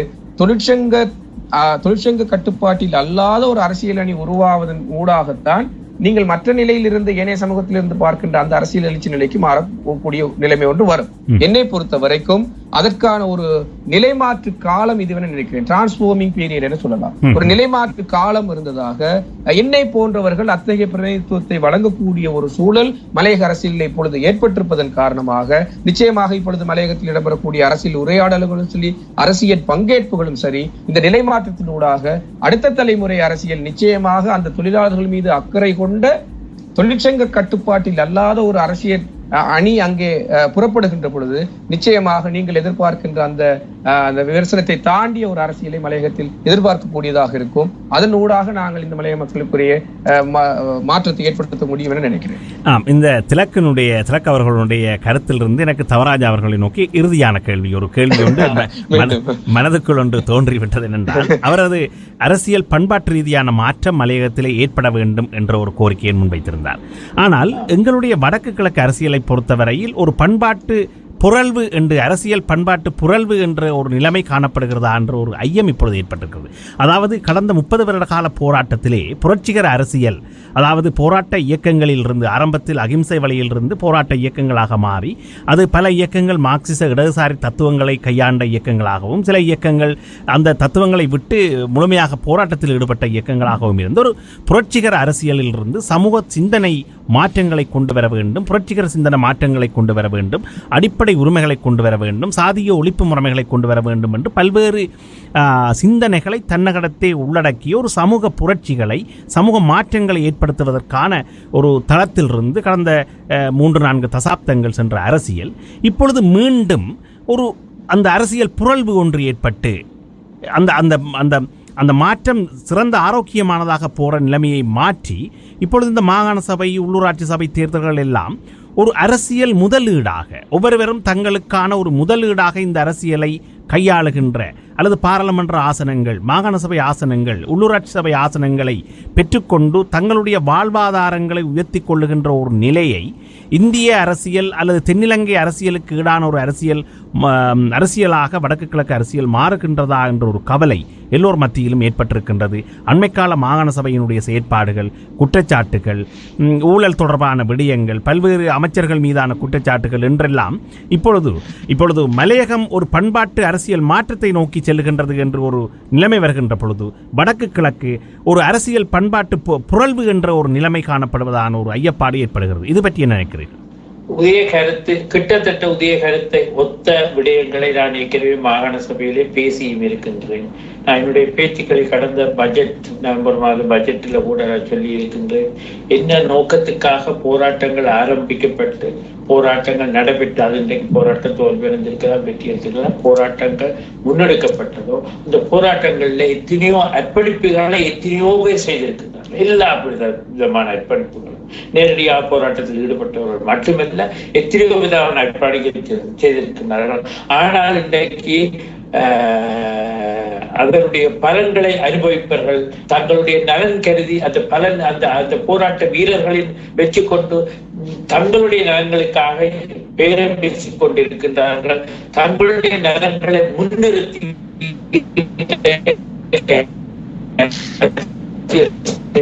இருக்கின்றார்கள். இதுல எத்தனை பேர் உண்மையிலேயே அந்த போராட்டங்களில் பங்கு பெற்றவர்கள் அல்லது உண்மையாக போராட்டங்களினால் அந்த போராட்ட வரலாற்றிலே சம்பந்தப்பட்டவர்கள் என்பதற்கு ஏன் நான் கேட்கின்றேன்னா, தனியே போராடியவர்கள் தான் அரசியல் இருக்க வேண்டும் என்ற கருத்தை நான் சொல்ல விரும்புகிறவில்லை.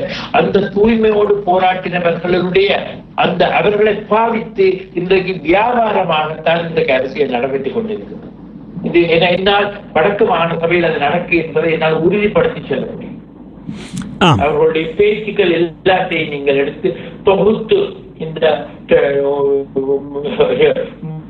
பார்த்தீங்கன்னா இருக்கின்றது. எல்லாரும் போரினால் பாதிக்கப்பட்டு போரினால் இறந்தவர்களை வச்சு தாங்கள் வியாபாரம் செய்கின்றார்கள்.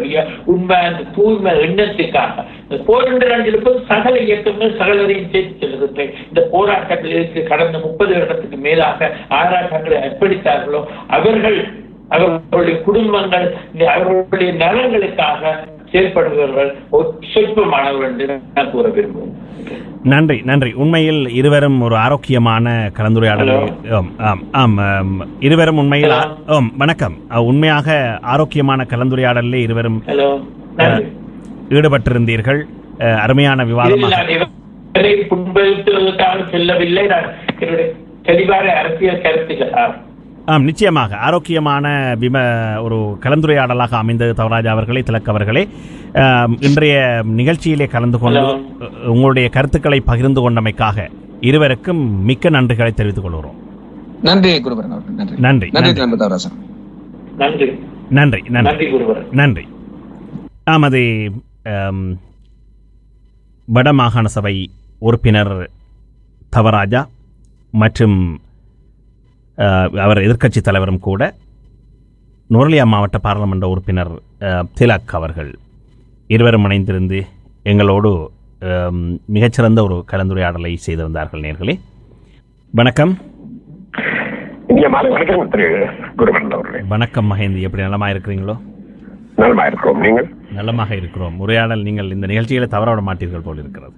இல்லை, அவ்வளவு தூரம் உண்மையில் நான் சொல்லுகிறேன். இந்த ஆசையா இருக்குத்தான் இப்படியான நிகழ்ச்சிகளை கேட்பதற்கு என்று சொல்லி தொடங்குவோம் என்றுதான் இருந்தேன். அந்த பாடலை எனக்கு விருப்பமான பாடல் தான். அதுவும் உண்மையிலேயே அவர்கள் பேசிய அந்த அரசியல் என்பது மிக விளக்கமாகவும் மிக உண்மையாகவும் மனதில் உள்ளதையும் அந்த நாட்டில் உள்ள அரசியல் நடப்பையும் மிக தெளிவாகவே எடுத்து சொல்லியிருந்தார்கள். அவர்கள் தங்கள் இப்பொழுது நடக்கின்ற நல்லாட்சியில் அங்கம் வைக்கிறவர்கள் என்பதற்காக ஏதோ ஒன்றை பொழுகி வைத்து விட்டு போகவில்லை. இல்லை சரி வந்துவிடும், நாங்கள் செய்கிற புதிய அரசியல் சாசனம் சரியாக அமையும், அது மக்கள் மத்தியிலே நடைமுறைக்கு கொண்டு வரும் என்று எல்லாம் பொழுகிவிடவில்லை. அதில் இருக்கின்ற சிரமங்கள் சிக்கல்களை எடுத்து சொன்னார்கள். அதனது படிநிலைகளை எடுத்து சொன்னார்கள்.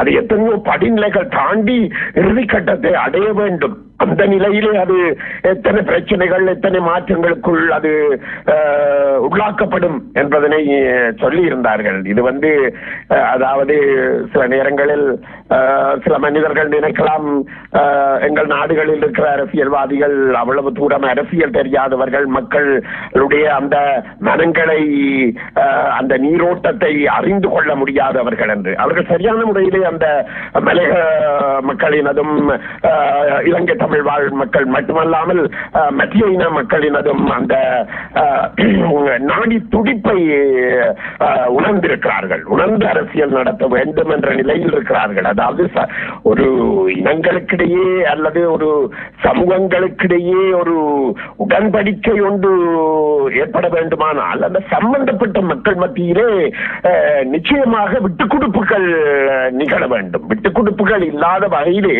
அங்கே உடன்படிக்கைகள் நிகழாது. ஆகவே அந்த அரசியல் உண்மையை புரிந்து அவர்கள் நிச்சயமாக அங்கே பேசினார்கள். இதை கேட்பவர்கள் நிச்சயமாக அதற்கான ஒரு தயார் நிலையை அடைய வேண்டும். இந்த மக்கள் மத்தியிலும் சரிதான், அரசியல்வாதிகள் மத்தியிலும் சரிதான்.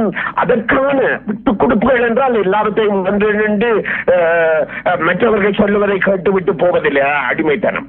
ஆகவே இரண்டு பகுதியிலும் இழப்புகள் அதிகமில்லாத வகையில் விட்டுக் கொடுப்புகளும் இருக்க வேண்டும். அந்த உடன்படிக்கை ஒன்று சரியான முறையிலே தீர்வு காணப்பட்டால் அங்கு ஒரு சுதந்திரமான அமைதியான ஒரு நிலைமை ஏற்படும் என்றால் அதற்கான ஒரு வழிவகைகளை செய்ய வேண்டும் என்ற ஒரு அரசியல் அழகாகவே திரு தவராஜா அவர்களும் திரு திலக் அவர்களும் சொல்லியிருந்தார்கள். உங்கள் கேள்வி கணைகள் இலங்கை அரசியல், நீங்கள் ஜெர்மனியில் 5-6 வருடங்களுக்கு மேல் இருந்தாலும் இந்த இலங்கை அரசியலை நீங்கள் அறிந்து வைத்திருக்கின்ற அந்த முறைமை மிக அழகாகவே இருந்தது. மிக அந்த கேள்விகளை சும்மா எல்லாரும் தொகுத்துவிட முடியாது. இது உங்களுக்கு போல்வதற்காக அல்ல இந்த நான் சொல்லுவது. உங்கள் அந்த கேள்விகள் கூட மிகவும் தெளிவான ஒரு அரசியல். அன்று கூட ஏதோ ஒரு கேள்வி, சென்ற வாரத்தில் கூட நீங்கள் அந்த 21வது இடத்தில் இது மாதிரி சொல்லப்பட்டிருக்கிறது.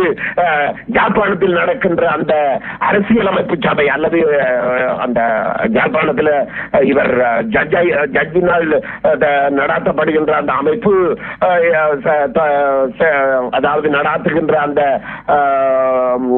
அரசியல் அமைப்பு அவர்களுடைய அந்த வரவுக்குள் ஏதோ ஒன்று 21வது சரத்தில் இப்படி சொல்லப்பட்டிருக்கின்ற உடனடியாக சொன்னீர்கள். அது இவைகள் மிகவும் நுணுக்கமாக கவனிக்கப்பட வேண்டிய ஒரு அரசியலே தவிர இது பெரியண்ணன் சின்னண்ணன் அல்லது சிங்களத்தின் முதல் தலையாளி சிங்களத்தின் 2ஆம் தலையாளி என்ற முறையிலே ஏதோ அவர்களை அசிங்கப்படுத்தி அவர்கள் மத்தியில நாங்கள் எங்களுக்கு விளங்காத விடயங்களை எல்லாம் பேச முனைந்து அங்கே ஒரு பிரச்சனையை ஏற்படுத்தி, அதாவது இந்த 52 பேர் எப்படி அங்கே தங்களது அரசியல் லாபத்தை அரசியல் நிலப்பாட்டை கருதி அரசியல் பேசுகிறார்கள் என்ற மாதிரி பல ஊடகங்கள் மறைக்க வேண்டும். அந்த ஊடகங்களை நான் இங்கே குறிப்பிட முடியாது. ஆனால் பல ஊடகங்கள், ஐரோப்பிய ஊடகங்கள், அதாவது காட்சிப்படுத்துகின்ற தொலைக்காட்சி ஊடகங்கள், மற்றது வானொலி ஊடகங்கள் சில இன்னும் அந்த பழைய அரசியலை தான்